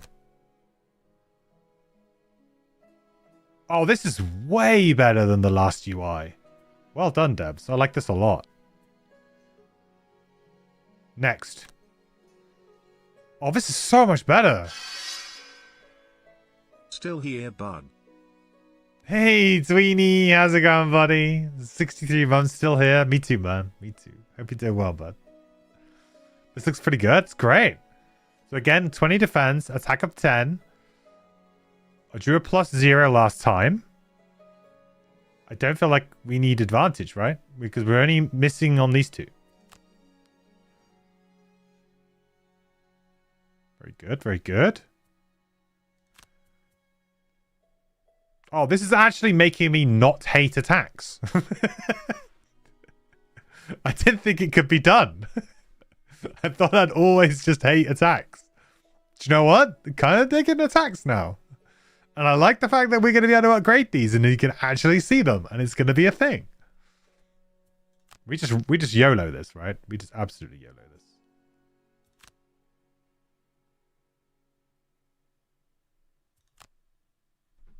Not even close. We've had shot waste before, but it seems like they're getting more dangerous. Mayor Suther says. I hope I'm wrong. That's so good. What did someone say about the puzzle book? Oh, here. Puzzle for lockwood.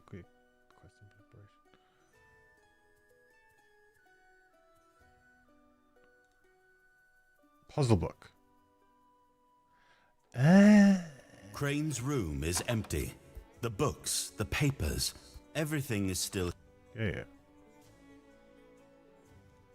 Whoa.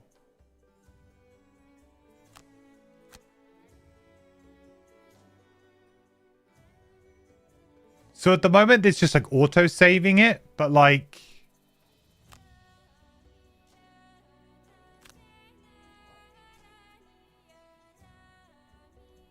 I'm a bit confused. Well, I guess we'll have to see what happens when this unlocks. Because it would be cool if you could attempt it, but then there's like a button that's like hints or auto-solve or whatever. Like... Because like if it's just going to be like this... I don't see the point. Apart from it collecting it all in one place, I don't really see the point. But if... I guess we'll just find out. We'll find out when we do this quest. We'll see what happens. Yeah, it shows spoilers, right? So you can see the spoilers, so you can see how it's solved. But like, it didn't give me the opportunity to solve it, to unlock it, if that makes sense. Like... Aside from me just being like how, for example, this puzzle here, right, is kind of like one that you need to actually trace out on the book, right? So it's not one that I can kind of sit here and solve just looking at this like, you know?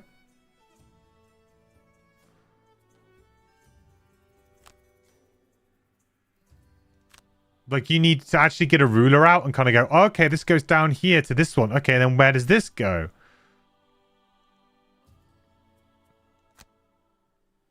Do you know what I mean?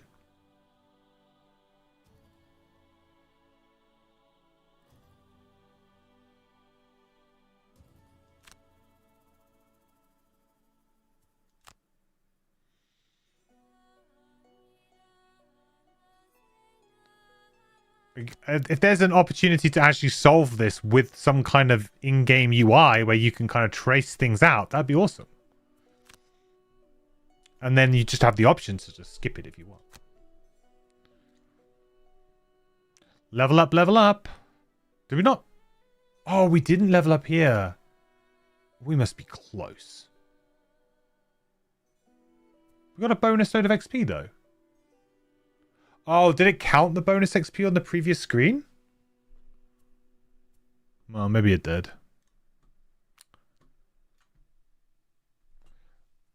I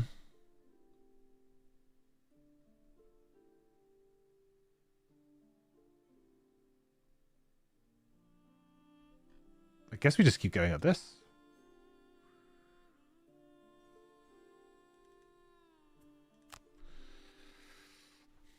Just kind of keep improving, really. Got a good amount of shield now.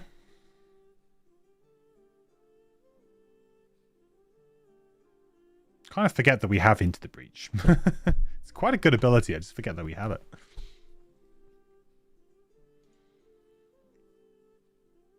So we still need one more perk mark, and then we get the 3 perks. I mean, we should level up pretty quickly too. Then we can get measured, and then we're away with this character. Priority level 2 card and perk. Yeah, we won't do the perk because we're waiting for the 3rd perk mark to be able to get the the ignore hazardous terrain perk. But we should absolutely put the level 2 card in that we forgot to put in last time. Deep Fury.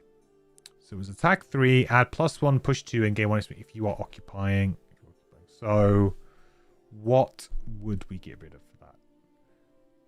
I guess we would just get rid of the straight push one, right? Which was what? Liquid Stone? Because it's kind of like the same card. We are losing a move 3 though.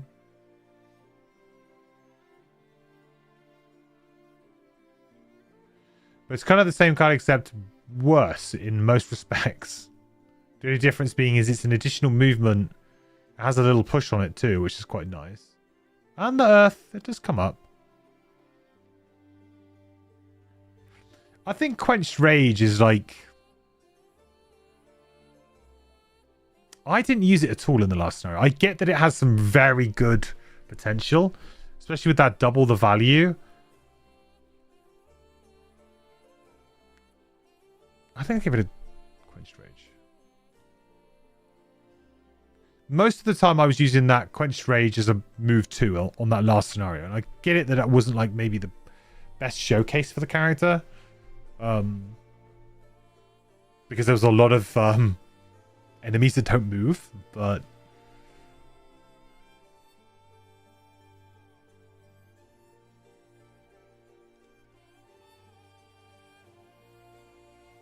especially when we get the perk, we're just going to be healing up. We'll be doing crazy stuff.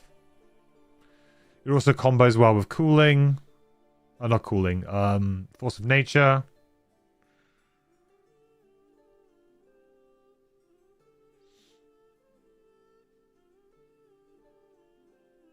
And also we can do this to just get the straight double whenever we want, right? We can just kind of get the double when we want it. Can't reuse it multiple times, but we can get the double when we want it.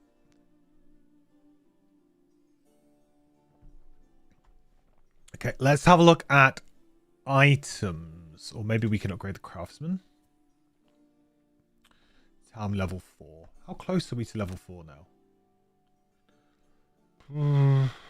Get in there. What do we have? Level 2, level 2, level 2.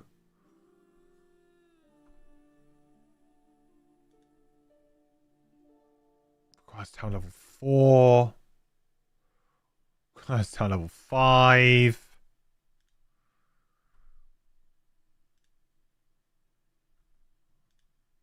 Town level 5. Is there like nothing that I can upgrade? Are you crazy?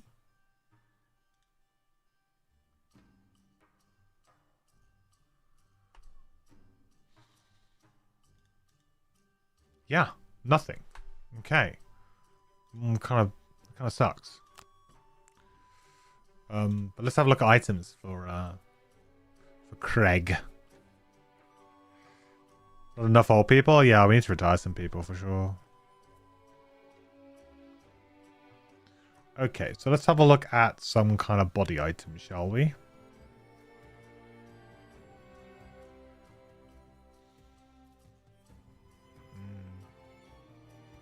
Well, we don't have... We can always buy some stuff for him, so I'm not too worried about this. Health is increased by 1. Yeah. No. Ooh.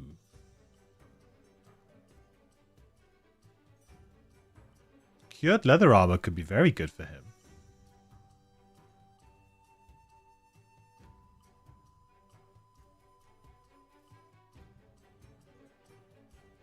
So we would need 2 of these.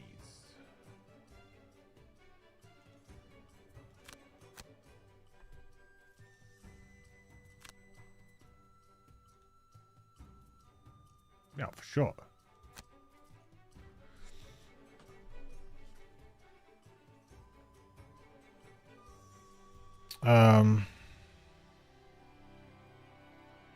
Some form of boots. I think we just want crude boots eventually.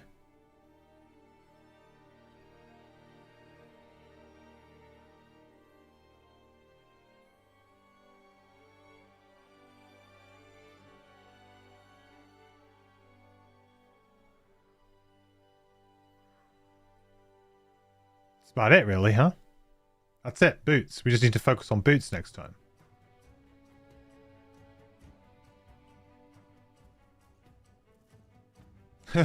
Could get a laser lens.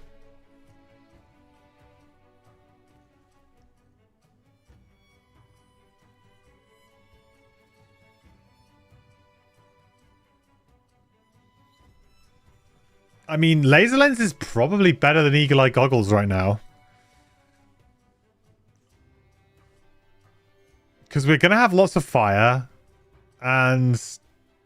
yeah, but then do we want to use the fire for our abilities, really, huh? Yeah, maybe. Let's not go too crazy. Has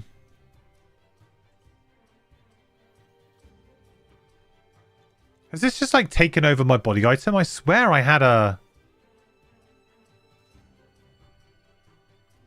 actual proper body item here. Did I not get the perk as well for her to...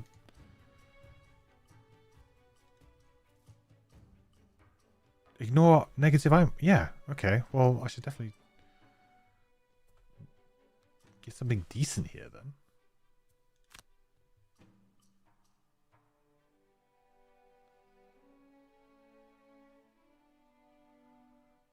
Like, put heavy chain armor on or something?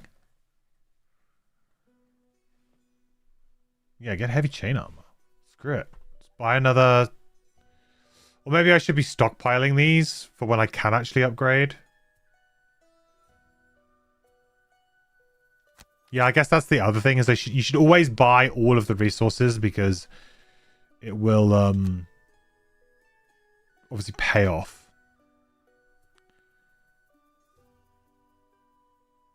There's no way that I'm going to be using this, so I'm just going to sell this. I'll take the heavy chain armor.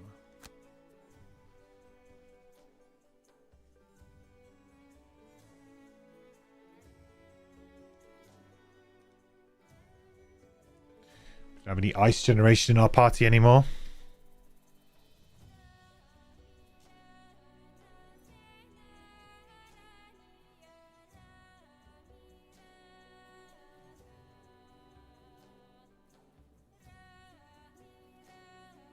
Ringing hammer. I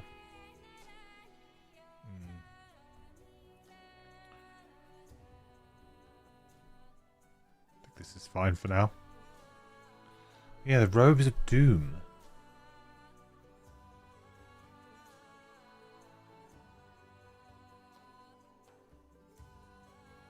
There's no way that I'm ever using the robes of doom. It's like a fun idea, but it's just way too swingy. Okay. And so we need to make sure that we buy...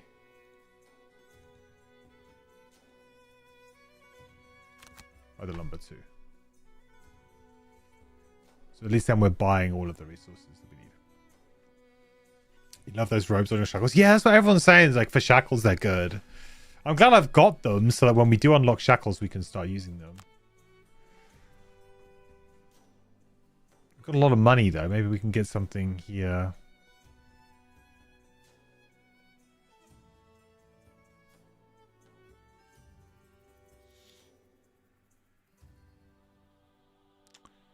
I'm kind of not really... well, I am kind of playing melee, aren't I? I'm kind of doing a bit of both.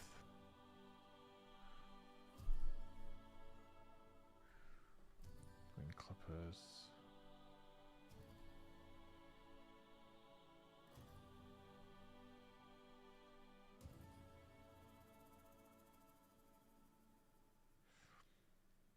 Maybe I should have used that instead of heavy chain armor.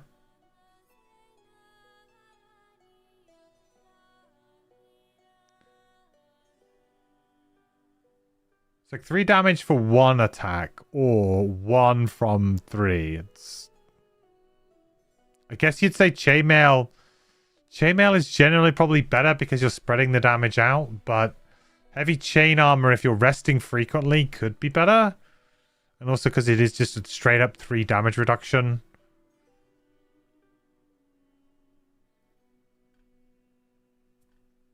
Do I not have a hat? I don't have a hat! Oh, gotta put that right. Iron helm? Standard, really.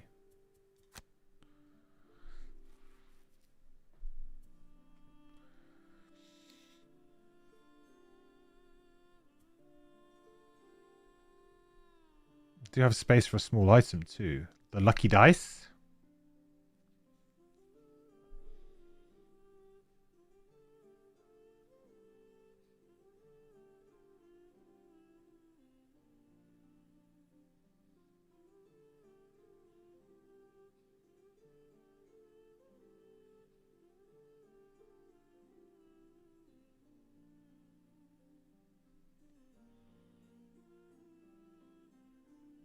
Trying to think what this would be good on.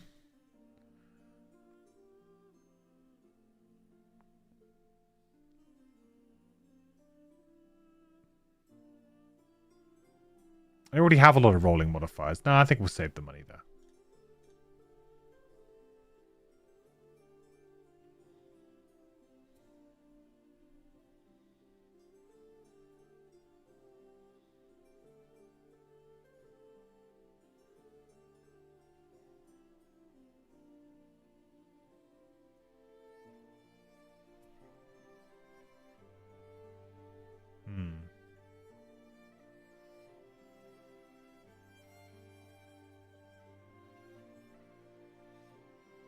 Probably just equip a shield. I mean, why not? A little bit of extra survivability. Lucky dice could be more interesting here, I think. Because we quite often will do... When we attack big, usually.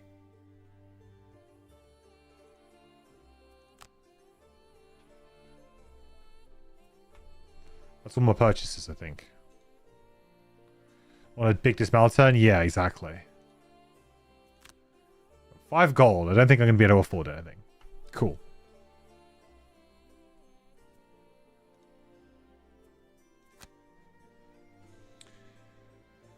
So we have Temple of Liberation.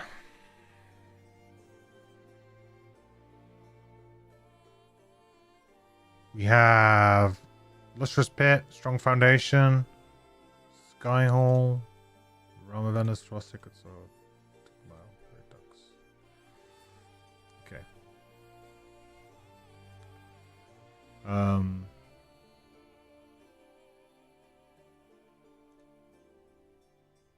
Okay. I think I'm probably going to call it there for today.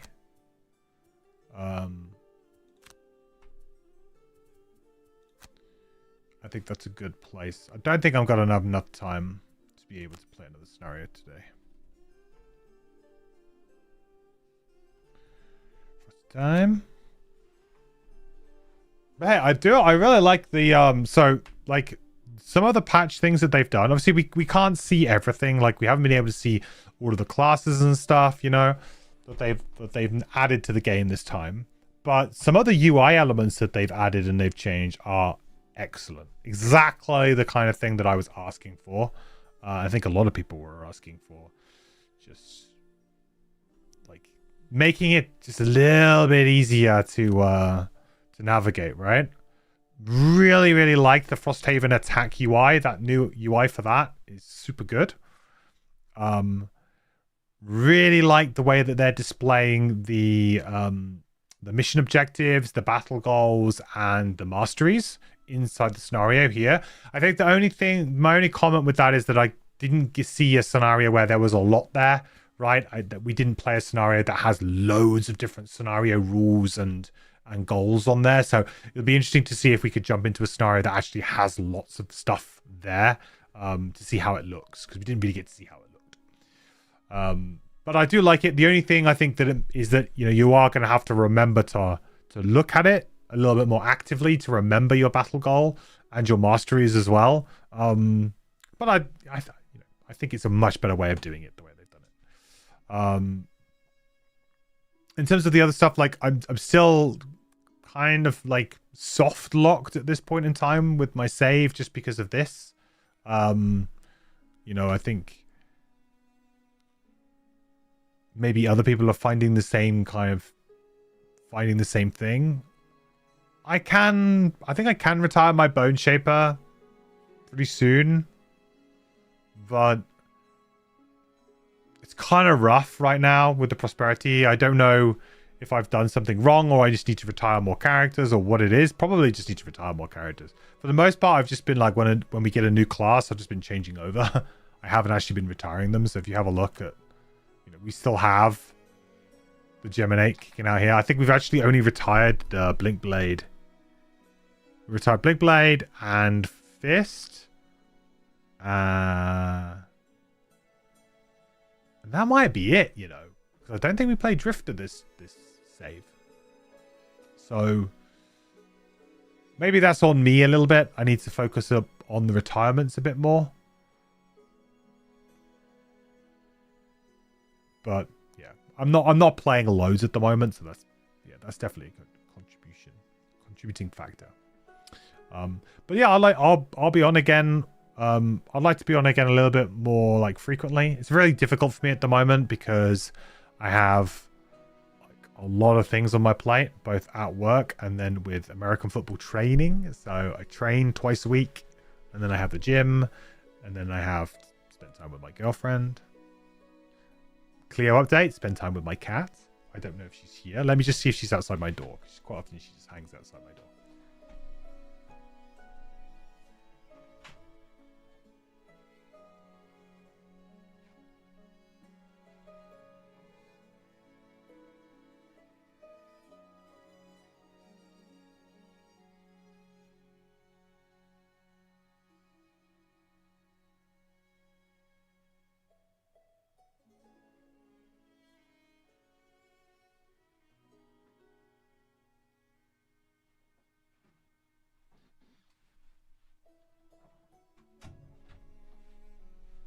She is not. She did not.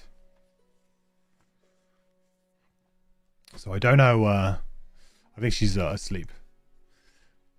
Somewhere. Why did they change the game board art style? Do you mean the world map?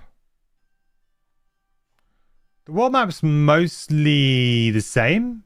It's just it's a little bit more zoomed in. I would like a zoom feature to zoom out more.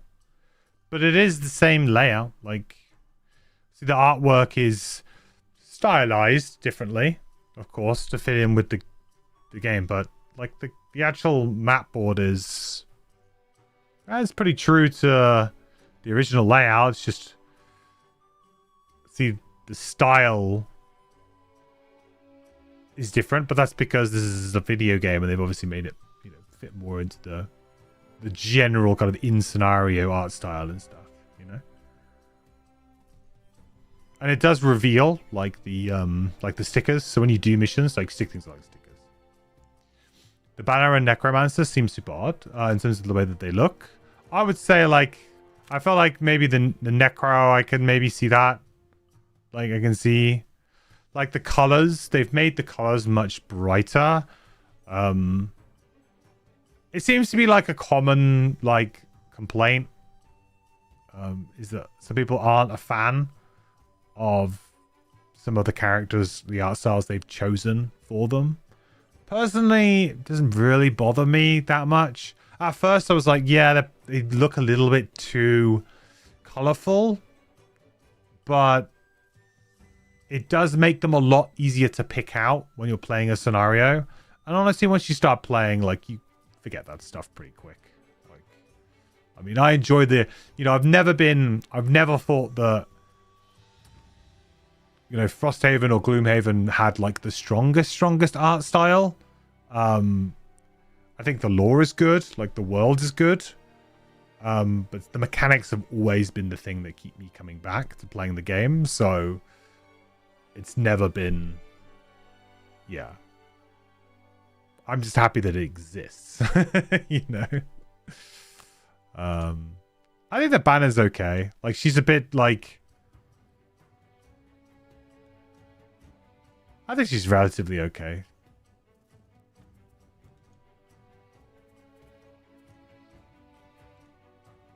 Most of them are fine, I think. They're just like a little bit colorful, right? Like a little bit over the top sometimes, but I think they look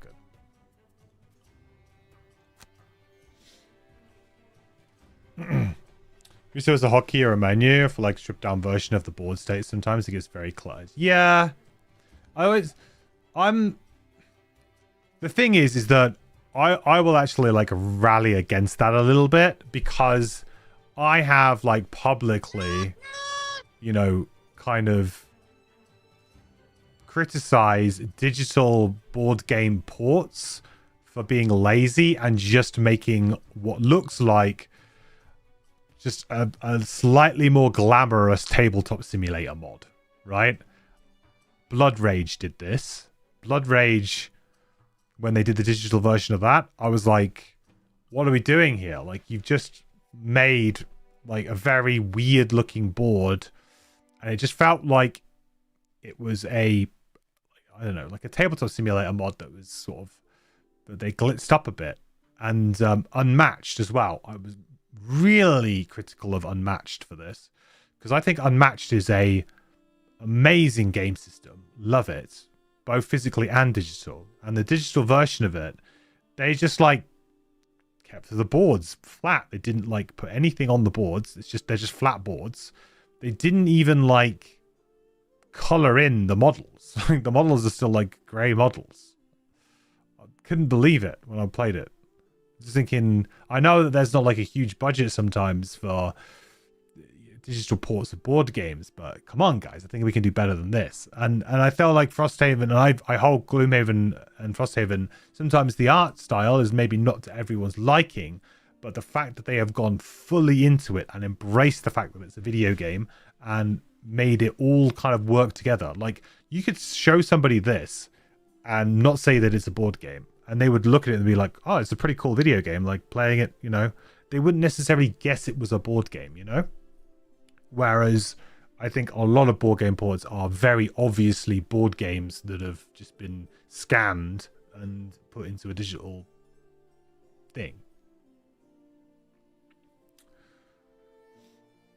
Quite honestly, the character designs are enough to make you not want to play. I think it's a shame, like, because the characters are very fun to play. And some of them, yeah, I say some of them look better than others, you know.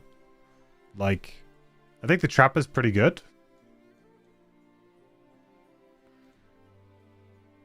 This is pretty great, except for the fact that it's like maybe a little bit flat, but you know, I would love if there was like a little bit more kind of like, you know, if like the magma was moving a little bit or something, you know, like there was a little bit more motion in here, but it's pretty good. Like, it's pretty on the money for what this needs to be.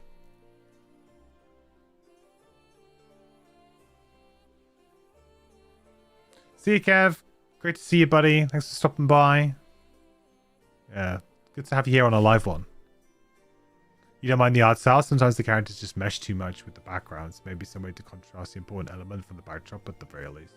Yeah, possibly. There's also an element of like, I can see people wanting to like strip it down a little bit to help it run on lower end systems as well, because that's the other thing. I think Gloomhaven struggled with this a little bit, was that it was not the most stable game or the best running game on low end systems. And although there is like a good crossover between, you know, board gamers and video gamers, not everybody has, you know, a up-to-date modern gaming PC, or, you know, even something that's 5 years old. You know, people, or they might be just playing, they might even have a gaming PC, they might just be playing on a laptop or what have you, you know.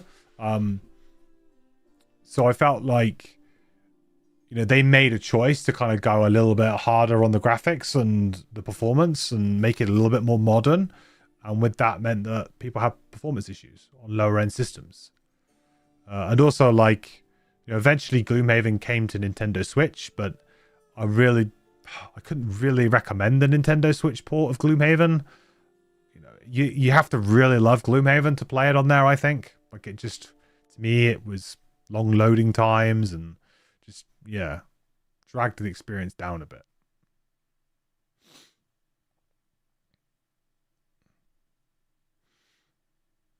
Is that comment? Yeah. Is it just you, or is the art style for Pyroclast improved?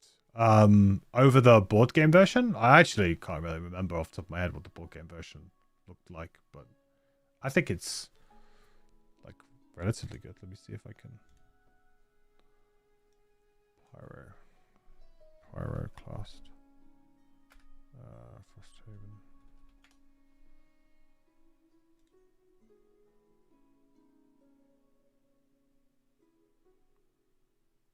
I mean, like, it's not bad, right? It's like not bad.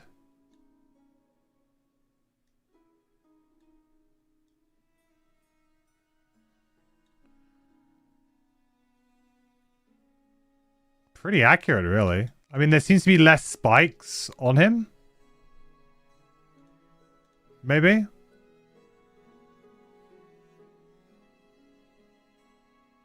For the most part, it's kind of there.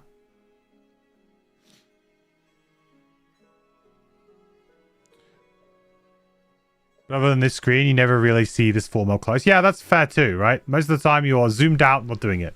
I always play with a very high level of, like, a high zoom. So I very rarely see them. I just need to be able to pick them out easily. The stretching's a little rough. Yeah, on the model. I'm guessing it's because it's kind of like, it's like, it's a skin, right? Overlaid onto like a standard model, if that makes sense. Because I imagine like they've probably created models that are like, okay, male, female, you know, different sizes. So like a model like this is going to be more kind of bespoke. But, you know, there's going to be human models, right? And this is...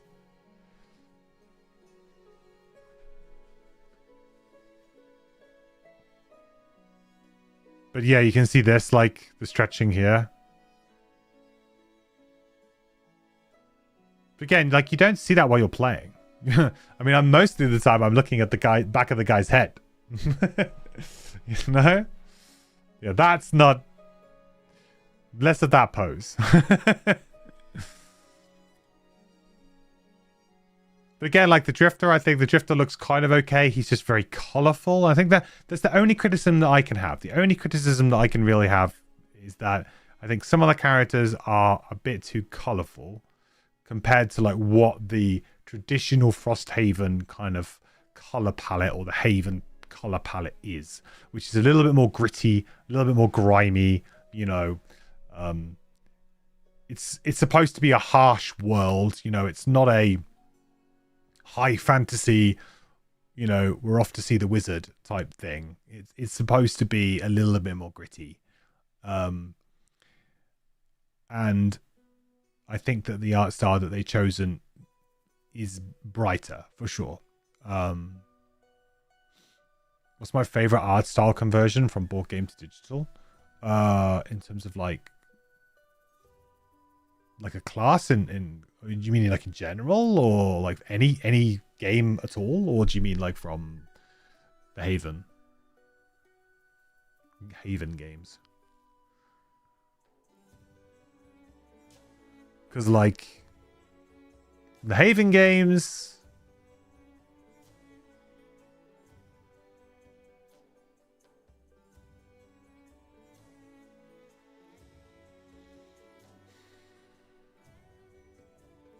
I like Berserker.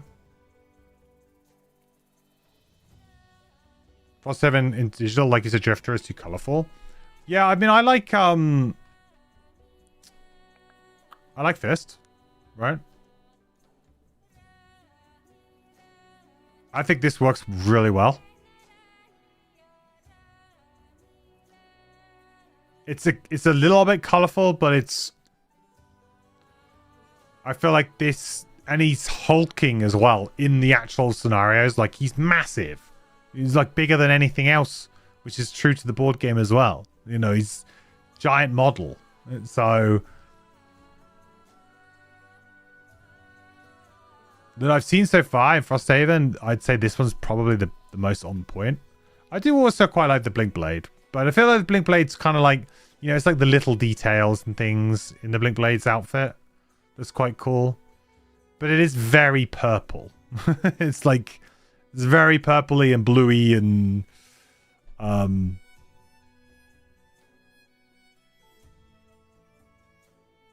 but I like the animations for this class too.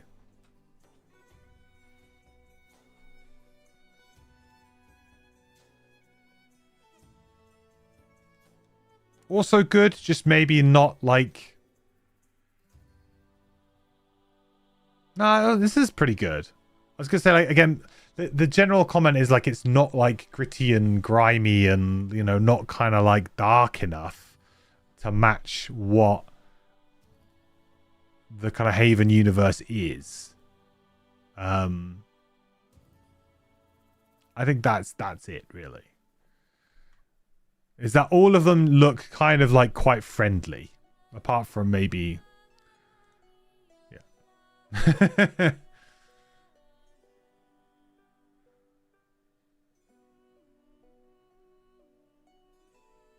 I feel the banner spear is quite good too. Like, I know that people don't like the proportions. I think people don't like the proportions of this model. Like the head's kind of like a bit floaty. But I think the detailing in the armor's good. The animations are good. The banner's good. And as a character who is kind of like a little bit more like a traditional kind of, you know, paladin or knight or, you know, that kind of vibe, as like a character who's a little bit more traditional in that way, you can get away with more color, I think. Because it's kind of, you know, you kind of expect someone who's like, you know, this type of character to be in kind of ornate, fancy armor and, you know, with, you know, proper colors and things. Graphics improved. You remember thinking the banner spear looked rough? Geez, maybe you just remember wrong. Played 2 months ago. I don't know. Like, I don't think. They might have made subtle, small changes to things, but I really don't think they've been changing much to do with the models. Like, it seems to me that most of the updates have all been content. I mean, it's going to be super cool to see some of the other, you know, new classes, but again, that's really difficult to do without, I don't know, cheat codes or something. I don't know if is there a console?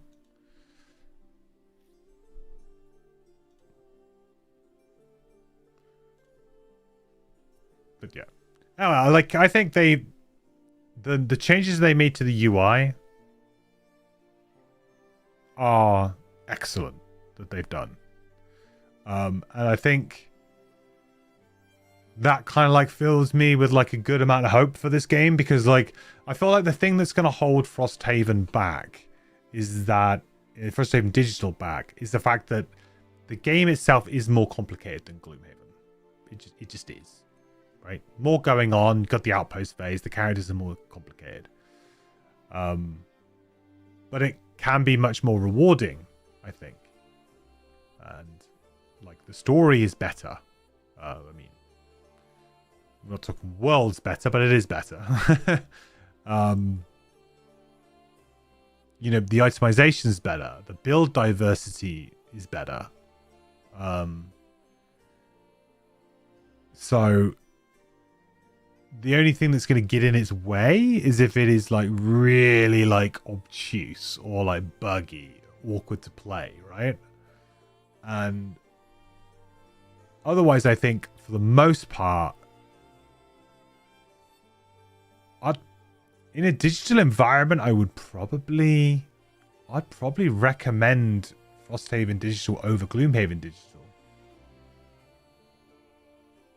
Because, like,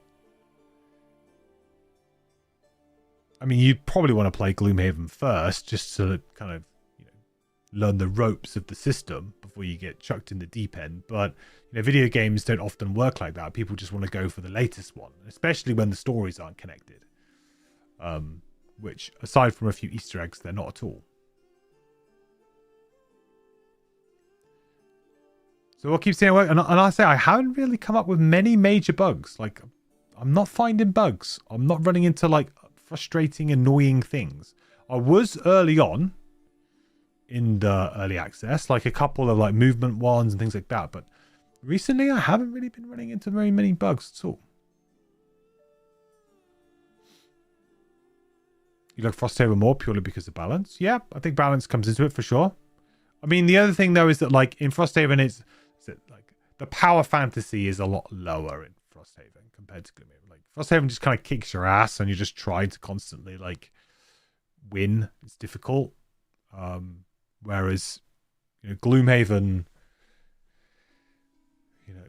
you can run that power fantasy of just like killing entire rooms very quickly and stuff like that, especially when you get some level 9 abilities and loop things and do all this kind of crazy nonsense. And you can still do like somewhat crazy things. You just have to work a lot harder for them. Gloomhaven Digital had too many issues following its official launch, which definitely doesn't help. Yeah, there was some issues with the game for sure, like the bugs and stuff. The problem that I think they had, well, when Gloomhaven Digital initially launched into early access, the first ever launch, it was an absolute state. Like it was the earliest of early accesses. It was like there's like 4 characters only. Most of them, they didn't have all of their cards. There was only like one of each of the starting items. Like they only had the starting items in the game. They didn't have campaign mode. They didn't have the Guildmaster mode. They just had like a random rogue-like kind of mode where you had to travel around and kill things. It was bizarre.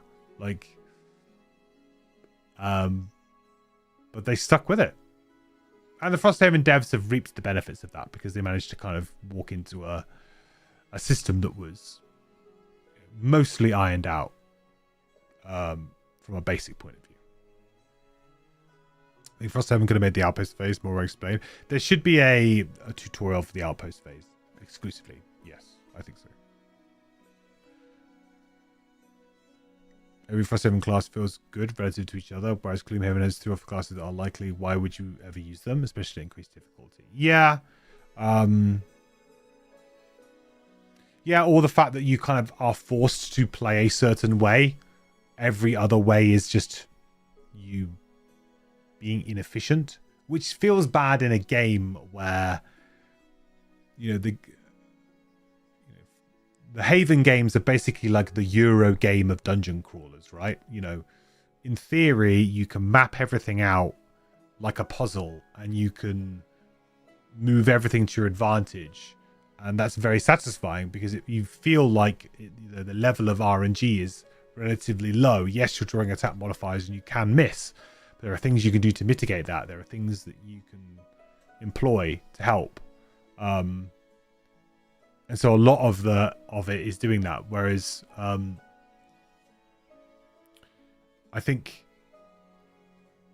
in Gloomhaven it was just like, if you don't play this build, if you don't play with these classes, you are inherently doing way worse. And that's not great game design, right? I mean, bad things have to exist somewhat for good things to exist, but you don't have it so swingy like that, where you have like a class like Eclipse against a class like the Tinkerer. It's just like, okay.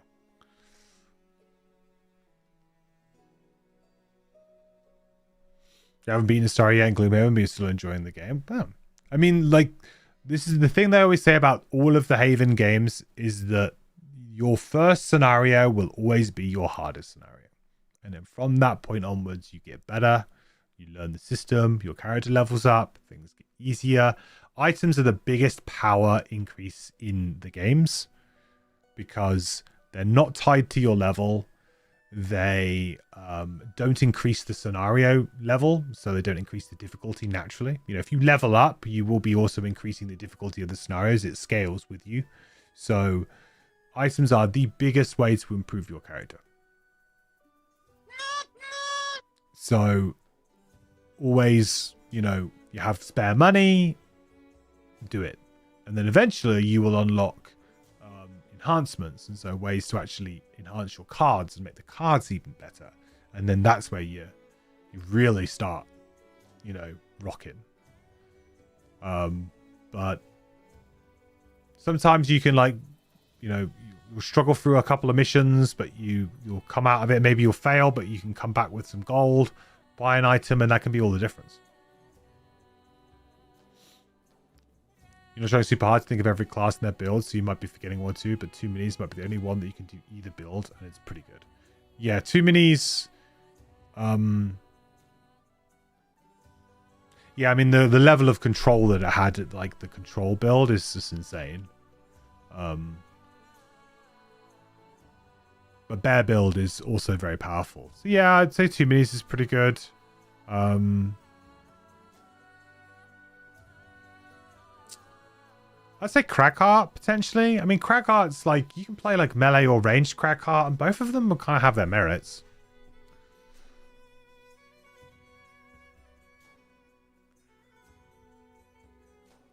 But there are a couple of cards that are like, just like, slam dunk great, and some of them are not so good. So, you are probably pushed. Is that Meteor seeing that? It is, Bubba.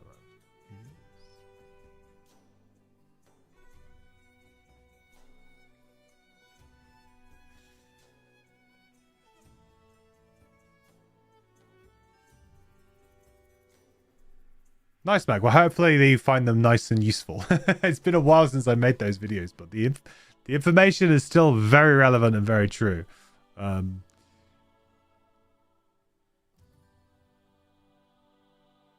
Yeah, I always like. I think it's always amazing hearing new people come into you know, into the Haven universe, experiencing it for the first time and getting into it. You know, it sucks you in. It will suck you in for sure.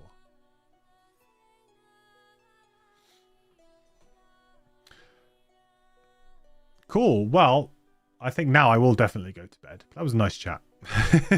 And we'll keep an eye on all of the updates coming from Frosthaven Digital.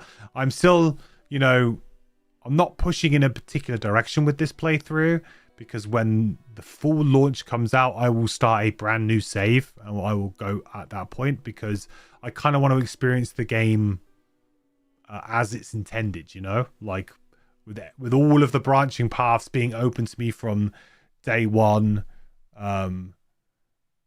and, you know, retiring characters, you know, quickly without trying to, you know, see certain things, you know, just trying to progress the game in the way that I would enjoy playing the regular campaign, rather than at the moment we're kind of just doing content wherever we can get content. But I'm not sure when I'll next be on stream, but hopefully soon. That's all I can say.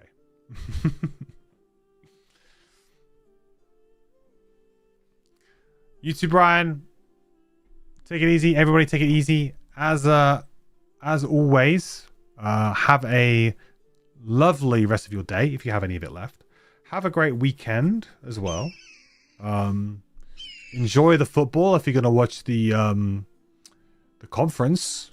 The AFC and NFC conference games this weekend, right? They're going to be a bit too late for me, I think, so I'll probably catch the highlights later. But then it's on to the Super Bowl in 2 weeks' time as well. And I'm hosting a Super Bowl party this year. So I've wanted to host for years, but just like, you know, the house wasn't ready, or like for whatever reason I couldn't do it. This is the first year that I can do it, and I'm hosting the Super Bowl party. So I'm super pumped about that.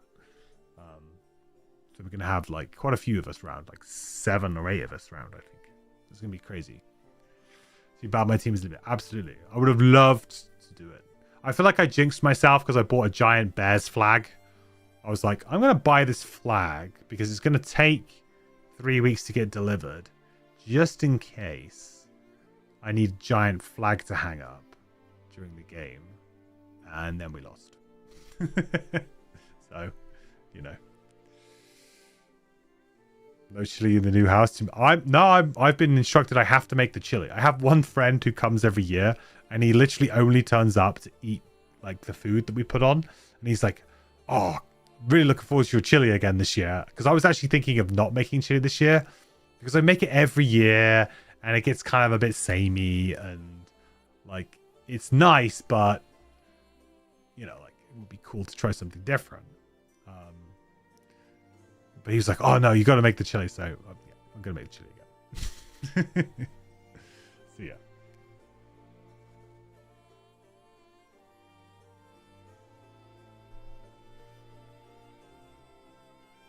No, I didn't peaceful.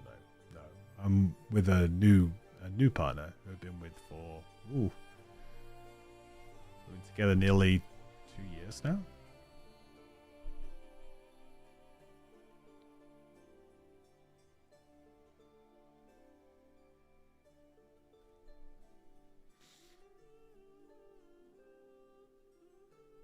Yeah, it has. I know. Time flies, huh? Yeah.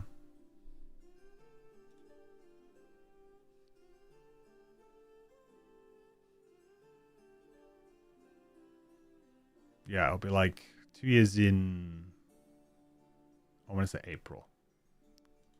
I'll have to check my calendar. When am I going to expand my horizons to a new game? Well, when like we finally complete these games. I may well do that. I may well do that at some point. I mean, I play plenty of other board games, so you know, I've thought about doing board game content in the future. I'll see. At the moment, like I say, I've got so much going on with like I'm playing potentially my final season of American football here in the UK. So I'm kind of putting a lot into my training for that at the moment. A lot of my energy into it. I'm part of the committee for it this year.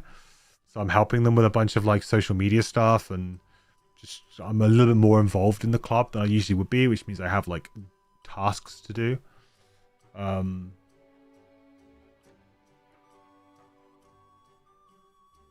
So yeah, like it's just taking up a lot of my time.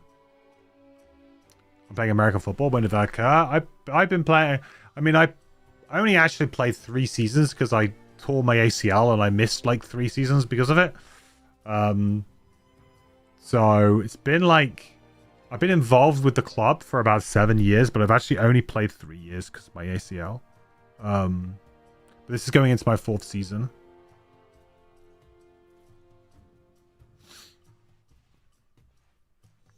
I thought you only believed in rugby and soccer. I mean, those are like the 2 biggest sports here for sure. Yeah, but no, we have like a pretty good league system here. We have 3 divisions. My team's in Division 2, which is the bottom division, the worst division. But yeah, we have 3 other teams. We play them twice. It's like a summer sport here, so we start playing. It's like a late spring summer sport. So our first game will be in May, most likely.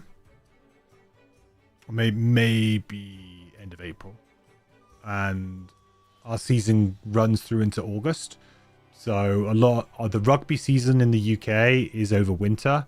So we play on rugby pitches. So quite often we wait for the rugby season to start, then our season can start. But we start training like, you know, we train almost all year. So yeah, our season runs to August. We usually start training again in kind of like November. So maybe we have like September, October off. Then we start training again in November, December. And then like now we're into January. We are like fully training every week. Is there talks of our professional teams? Yeah, I mean like the top division of like the Premiership in the UK, there's some pretty good players. There are players who have, you know, been pinched to go and play like, you know, CFL. You know, I think some of them have made their ways onto like, you know, practice squads for NFL teams. You know, there's the international player pathway thing. You know, a lot of players kind of go through that. In terms of like an actual like England team that could play in the NFL, that would have to be like, they'd have to like some American billionaire would have to, you know, make a team, or they'd have to move a team or something, because we don't have like the homegrown base for that. Like we just don't. The travel would be a bit difficult. Well, you say that. The travel's not actually that much of a problem if, you know, you schedule it right. You know, from like New York to London, is that much different than going from like New York to the West Coast? You know, there's a lot of like the travel is not as bad when you start thinking about, well, there are, you know, when an East Coast team has to play a West Coast team, it's a pretty long flight. About the same length of time as it takes to fly across the Atlantic to the UK. And we already have, what, 3 international games here a season? I guess if you count the Ireland one, an extra one there.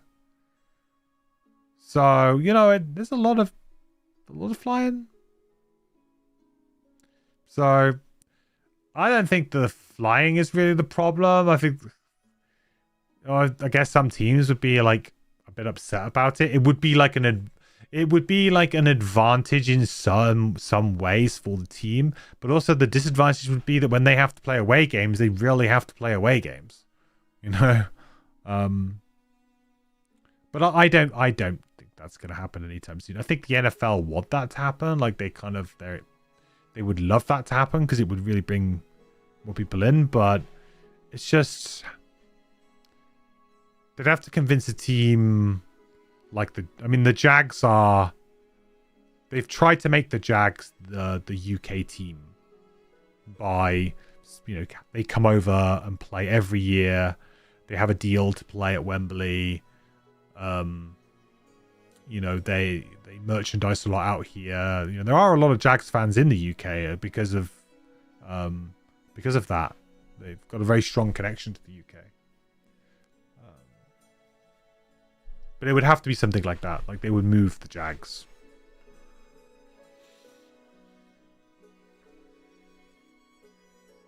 You never understood why you play international games. It spreads the sport. I mean, I go quite often. Like, if it's a good matchup, I'll go. But it makes a lot of money, man. It makes them a lot of money. Like, because you got to think about it. Like, it's not just the event itself making money. Everyone will like buy new like merchandise to go. We'll buy new merchandise there. You know, it's like everyone will engage in the sport a lot. But are professional sports teams traveling to the States to promote? Like, what do you mean? Like, is in...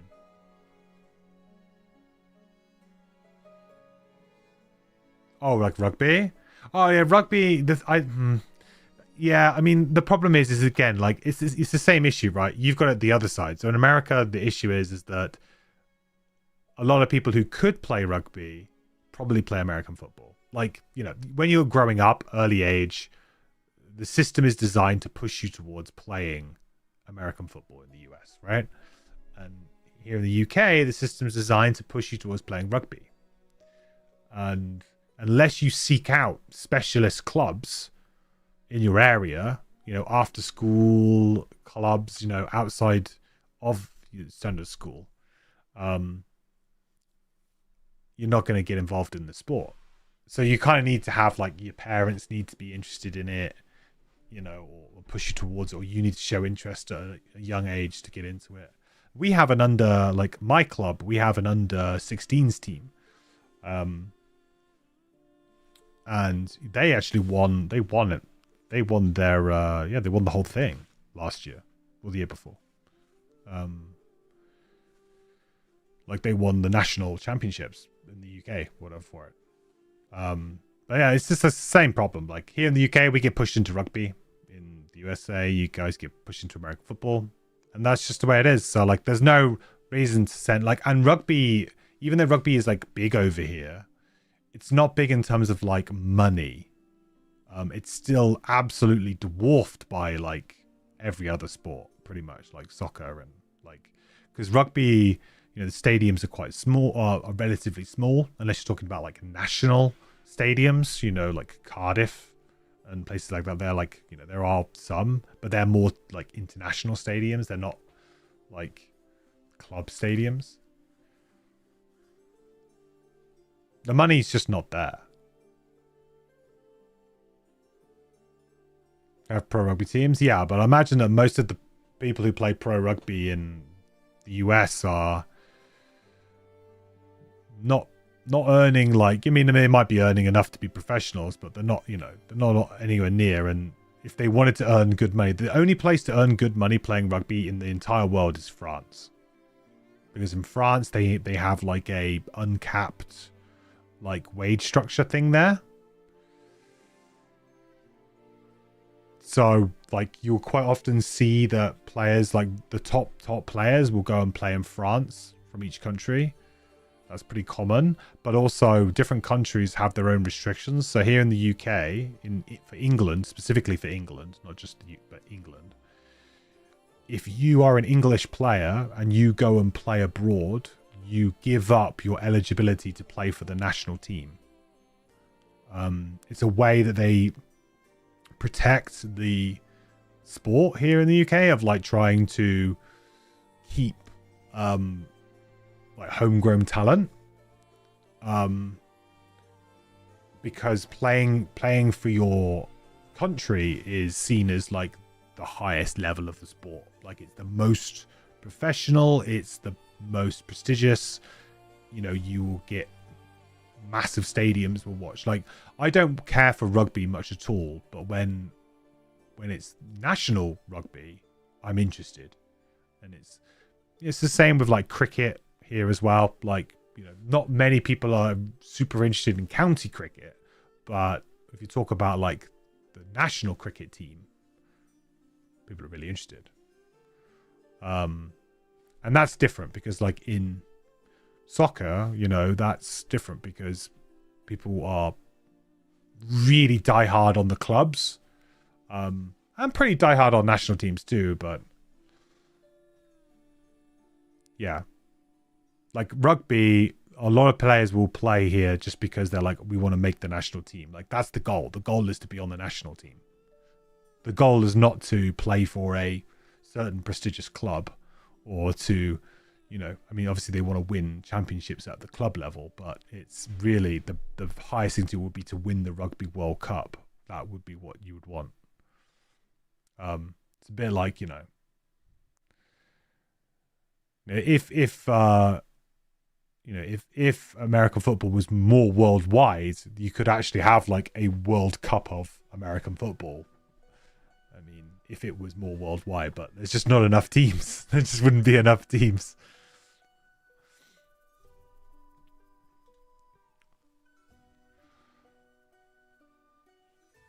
It's very interesting. Like, but the sport, American football is growing in the UK.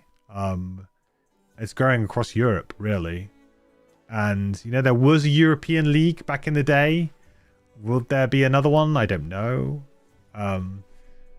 Certainly there's a few teams in the top level of the sport here that are, trying to legitimize themselves a little bit more, trying to kind of build a bit more of like, build it as a bit more of a business, rather than just kind of like, a sports club. They want to actually be like, okay, no, we want to like have merchandise and we want to have like, proper atmospheres at the games and stuff like that, and televise it and do all of that kind of stuff. But we'll see. I just really enjoy playing, so, and I'm getting old, so I only have a few more playing years left, probably, or at least like playing as a starter. I mean, I might be able to get a couple more years of being a backup and helping out, coming in for the odd play here or there. But as a starter, I don't think I've got many years left. Around my American Football Club, do you ever say soccer when talking about soccer? No, we never say soccer. Ever. It's football.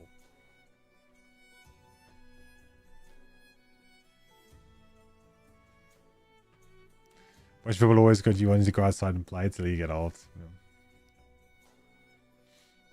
You millionaires want to build sims and promote it. Yeah, exactly. You need so much money to do that kind of thing. Like, crazy amounts of money. I mean, like, the stadiums are kind of here. Like, there are stadiums here. But you'd have to, like, hire them. And then, they're owned by football teams. So They're not going to want to let you have them.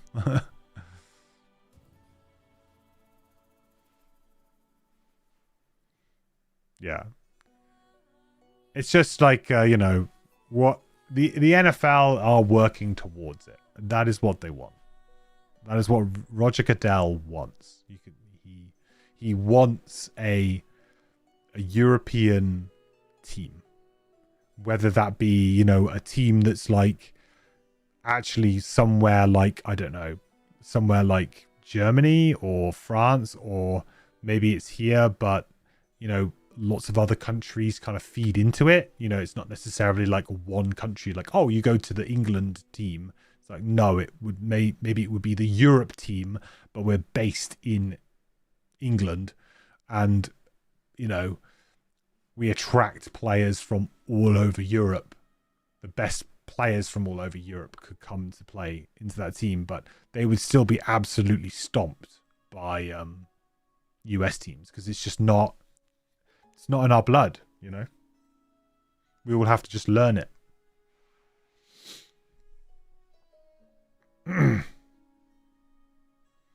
Owners of the NFL don't really care at the end of the day if they win or lose, because it's a pure money maker. Oh, well, Jerry Jones protests otherwise, but we'll see. We see. But I think that's what soccer teams are like here. That's a massive complaint about soccer teams here. It's a huge problem. There are a lot of teams that are, perennially like good enough. So they stick around in the Premier League doing well. But they don't spend excessive money on new players. They don't, upgrade their facilities, but the match day tickets keep going up in price, There are definitely teams like that. Where, they are just making money hand over fist. But, eventually the fans get fed up of it, but they can get away with it for a long time, but fans get fed up of not winning, And the thing is that when you have new people coming through, winning is like the easiest way to, get fans. Like, there are a lot of Patriot fans in the UK, and the reason is because they were a very successful franchise. Like kids who started watching American football, 10 years ago, 15 years ago, grew up with that dynasty, And that is a huge thing. A lot of people support Miami because of Ace Ventura. Not because they ever win anything. But, it's funny. But winning does help a lot. Winning 100%. Like, a lot of Chiefs fans. I don't know who is the most supported club. I mean, anecdotally, I would say Patriots, because for my team that I play for, there's a lot of Patriots fans on that team. I think I am the only Bears fan in the entire team. Pretty sure I am. There's quite a few Eagles fans. There's a lot of Patriots fans. There's a few 49ers fans.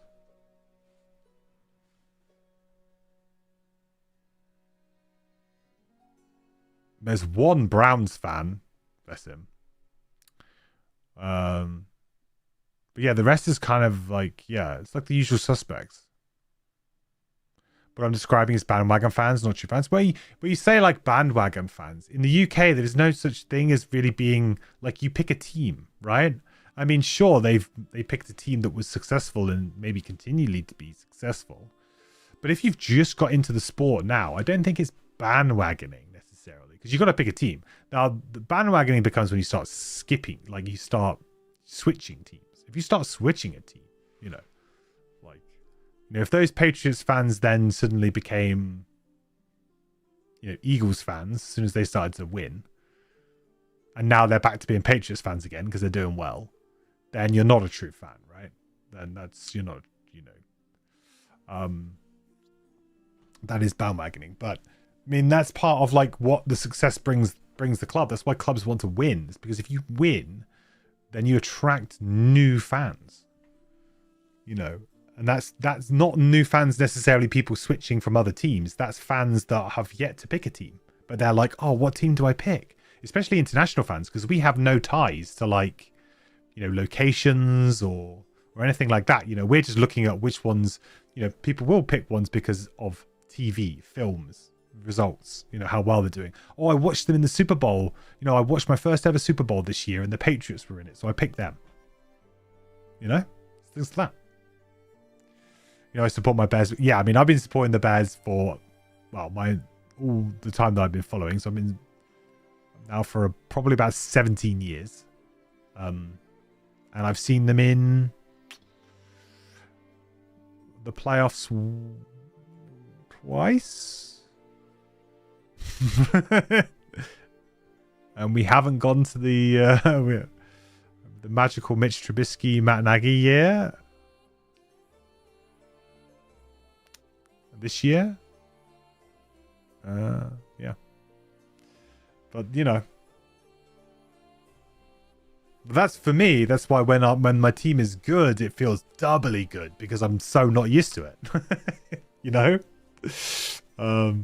But yeah, I just picked Chicago because the only reason why I picked Chicago at the time is that I was like, oh, okay, I should pick like a city, and I actually picked Chicago Bears because of Michael Jordan. I didn't pick it for any other reason, because I was like, oh, I was with some other people who were American football fans, and I was working at the Super Bowl or whatever, and they were like, you should need to pick a team. And I was like, yo, I didn't have a team really. And they were like, well, like, you can pick a city. Like, there's like, it kind of makes sense to pick a city, and then you can kind of have all of the teams in that city. So like, pick like a sister city, And so at the time was like, the Bulls. I mean, Jordan wasn't playing anymore, but the legend of Jordan lives on. And I was like, yeah, like Chicago. Like, I like the Bulls. I've always sort of thought that if I supported like an NBA team, it would have been the Bulls. So I picked Chicago, and then here we are. But that's how I picked my team. That, and also conveniently, they were like the first team, I think, alphabetically or something on Madden one year, or like I randomized on Madden and I got the Bears as well. That was like, that's a sign. Hey Dorf, how you doing, buddy? I was supposed to be going to bed. I'm definitely going to bed now. Sorry, but coming at the end. But anyway, that was a nice chat. I'm looking forward to the Super Bowl though. Well, I'm looking forward to the Super Bowl as long as it's not the Broncos and the Seahawks. Then I will not be looking forward to the Super Bowl.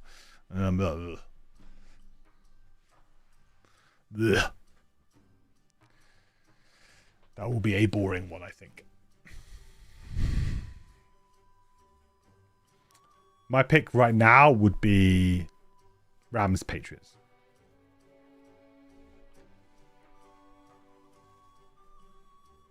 Yeah, I know Broncos' chances aren't great, but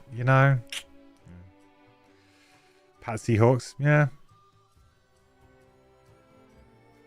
Patriots Seahawks is like a famous rivalry now. Like, nah, they should have run it.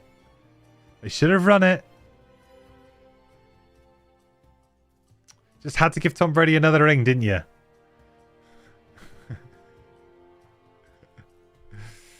But yeah, I agree that Broncos, I think they're just screwed, man. Bo Nix being injured. I mean, who knows? Stidham might do an okay job. Like, he might, if he can just not mess up and just be average, I think that's okay. But the problem is that Drake May is much better than average. So the problem with Stidham is that if they get behind, then it's a problem. But if they can hang in it and like keep it a low scoring game, and win it something like, 13-10 or something, he can win a game like that. I just don't think he can win a game that's like, 30-20 something. That ain't happening. But if they can keep it to a really low scoring game, below 20 points, there's a chance.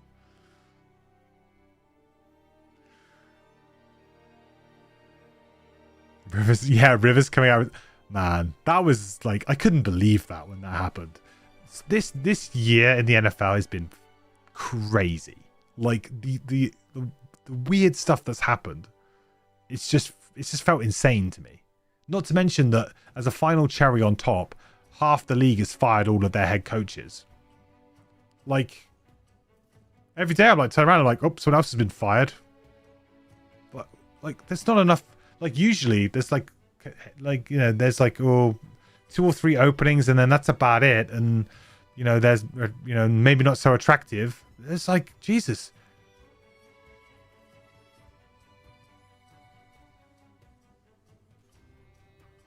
Yeah, I agree. Not seeing the Chiefs as well. Like that was a big shock, right? Chiefs not seeing the Chiefs, Eagles bombing out in the first round too. That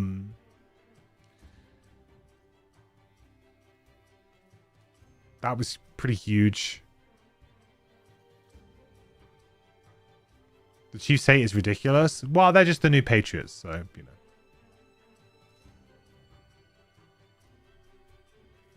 People hate on teams that consistently win. Like, that's the problem. And also, they don't help themselves because they've got the whole Taylor Swift thing going on and people just don't like that. Like, it's just like, eh.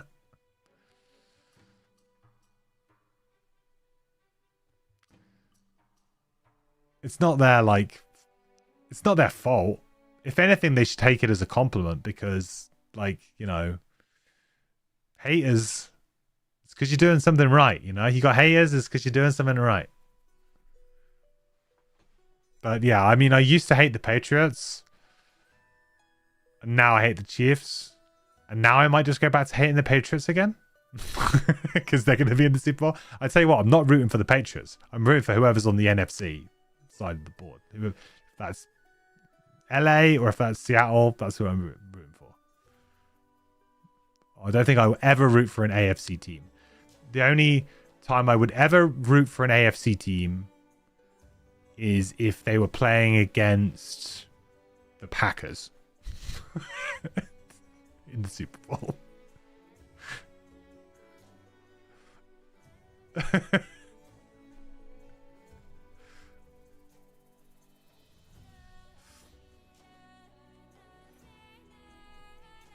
Think the Seahawks will win the Super Bowl. I think they're probably the most likely people, yeah. But I feel like they just need to be smart. They just need to play smart. You know, don't do anything silly. Like Sam Darnold just needs to you know, don't do anything silly, and he'll be fine. And they should win. They are by far the best team. Like I think. Like if you put, you know, the strengths of each team up against each other, I think you say the Seahawks have the best team, but you know, anything can happen.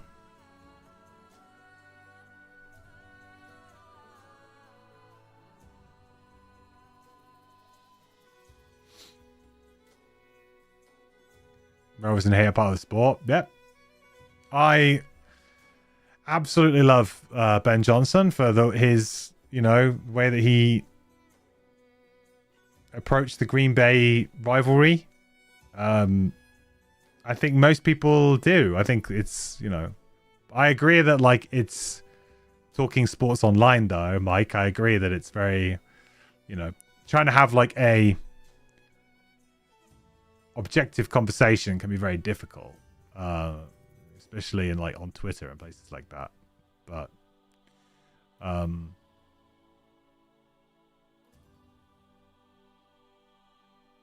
it's because people just it's the trolls for the most part. The trolling is the problem. But like, you know, I love the fact that the Bears-Packers rivalry has been reignited this year, and next year you can guarantee that, I mean, we're already calling it, week 1 is going to be Packers-Bears, week 1. Because the NFL is going to be like, let's get them going. Let's get the spice going, you know? That's what it's going to be.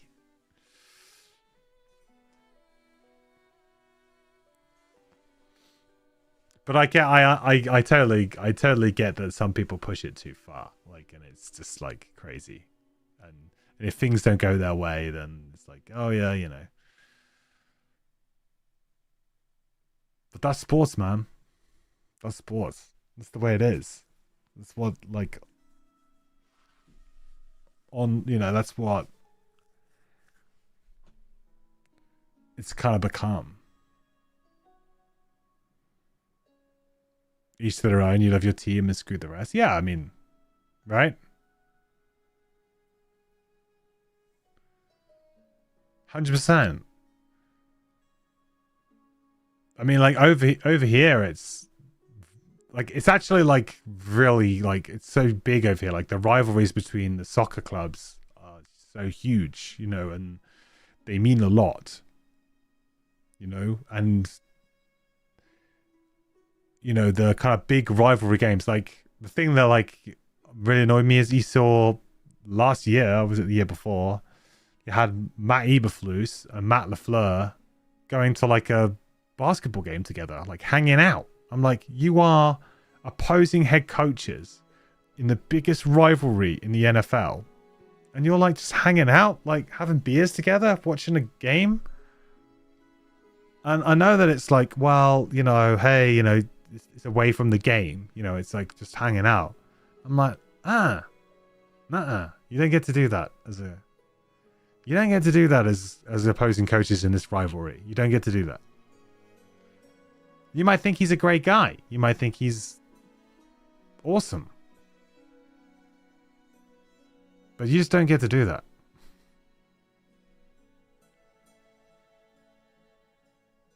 You know, we'll rip each other, we'll be horrible, but at the end of the day, we'll still shake your hand at the end of the game. But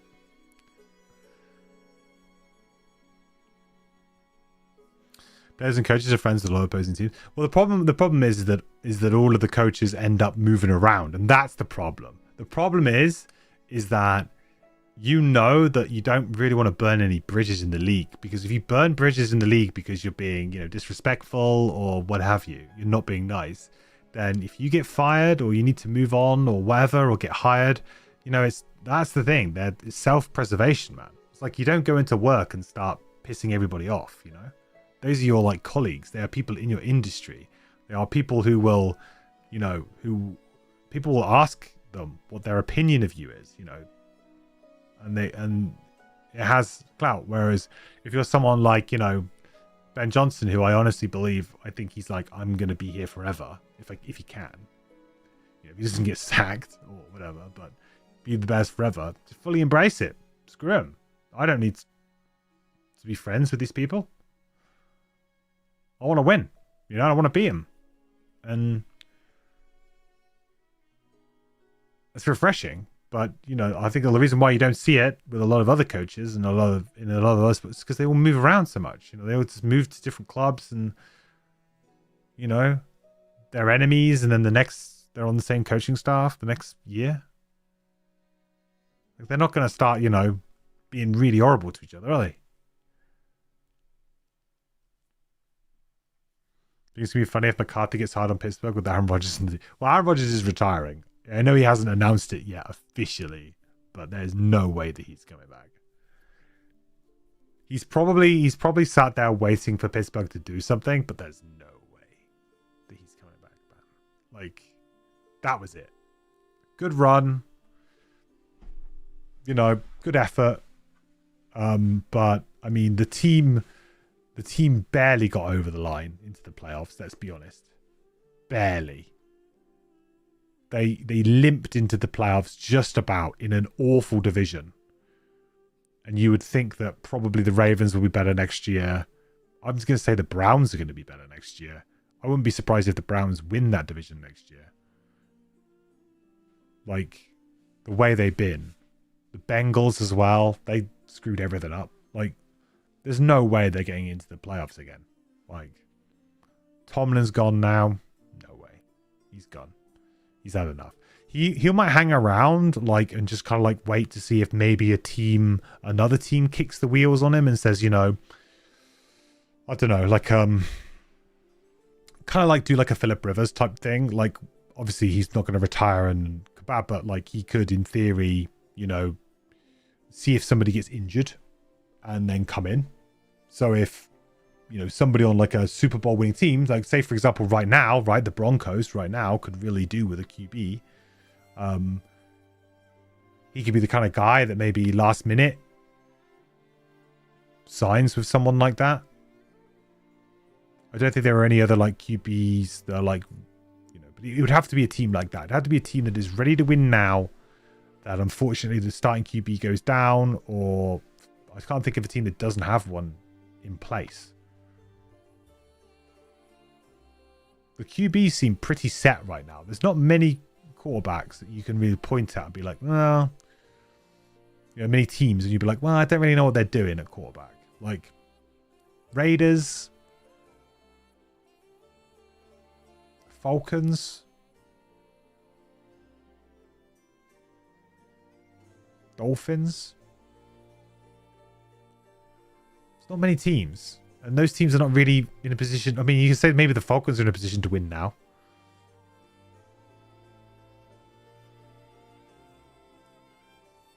I have faith in Shadis Sanders. I do.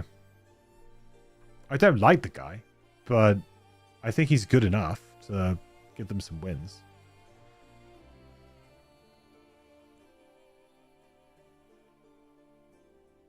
You know, their defense is insane, and they should be playing way better than they are. So all they need to do is like pick up a couple of like, you know, I wouldn't be surprised if like the Bears trade with them, to be honest. I wouldn't be surprised if the Bears trade DJ Moore to the Cleveland Browns for like, I don't know, some sort of pick, or send some sort of defensive player they don't need back or something. I wouldn't be surprised if something like that happens.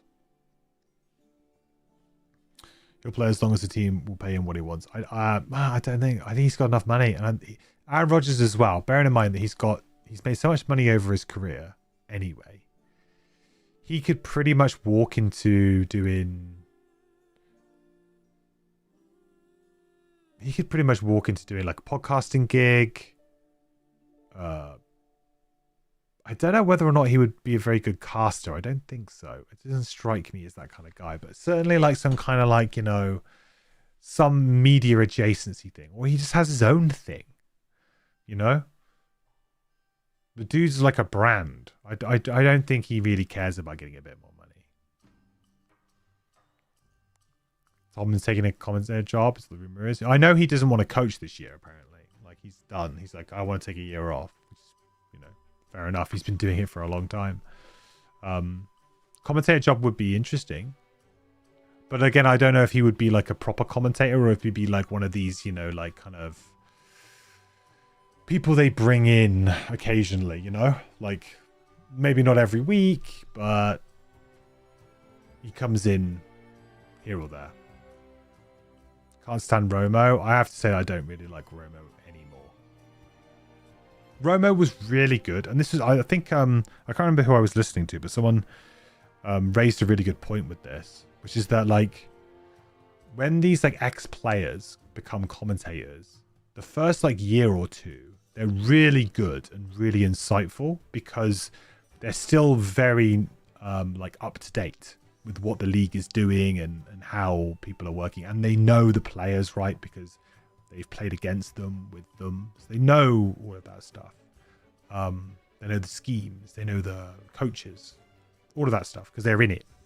And when they become a commentator, after a few years, like, they lose track because, you know, all of those things have changed.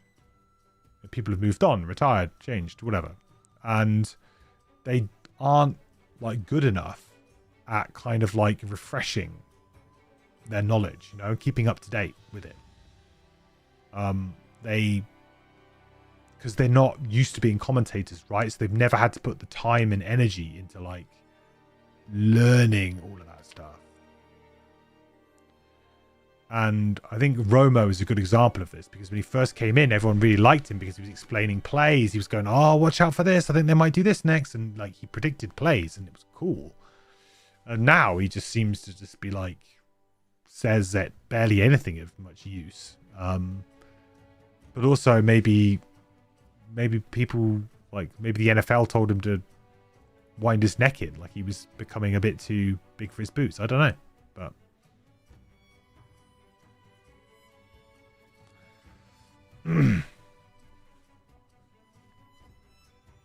treats you all like idiots. Yeah.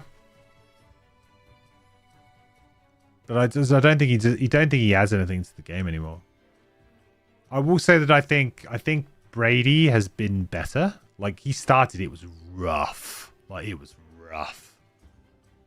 He just seemed to be, like, nervous, didn't know when to chime in, was whittering on as well. Like, while the play was starting, he was still, like, he didn't seem to understand when he needed to, like, shut up. Like, you need to, like, end that thought because the game's on.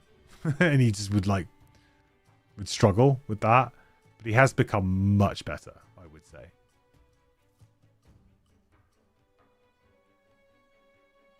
And I agree with everyone. I absolutely despise Chris Collinsworth. Like, get rid of him. Get rid of him. Why is he still around? Nobody likes him.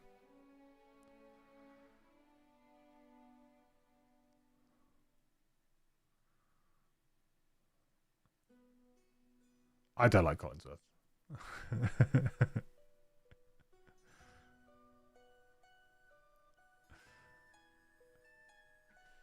Romo and fucking Collinsworth are like the two worst. Like, it's like the worst combo ever. Commentators, man. Oh my god, it's horrible. I'll just leave it on mute.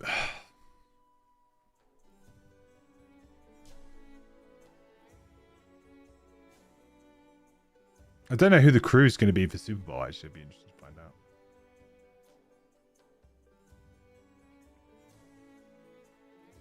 out. I don't think I've seen Gronk commentate. Obviously, he does a lot of studio stuff, but I don't think I've seen him commentate. Like,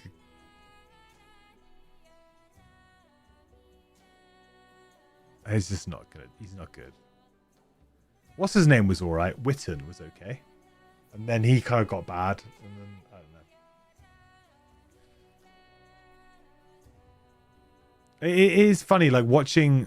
I do think the NFL has a bit of a, like, in the commentators and the pundit side of things, I think they have a bit of a problem because, man, some of those guys just old now, and, like, you're just bored of them. Like, can Terry retire, please? Like, does Terry, like, Bradshaw, does he still need to be there? Like, please, my God, let the guy have, you know, let him retire.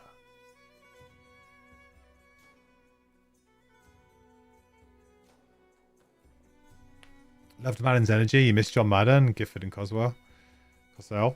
I mean, I'm sure I've probably heard of Gifford and Cosell, but I can't place them. But yeah, Madden, obviously. I'm actually strangely looking forward to the Nicolas Cage Madden film. I think it's coming out this year, I think.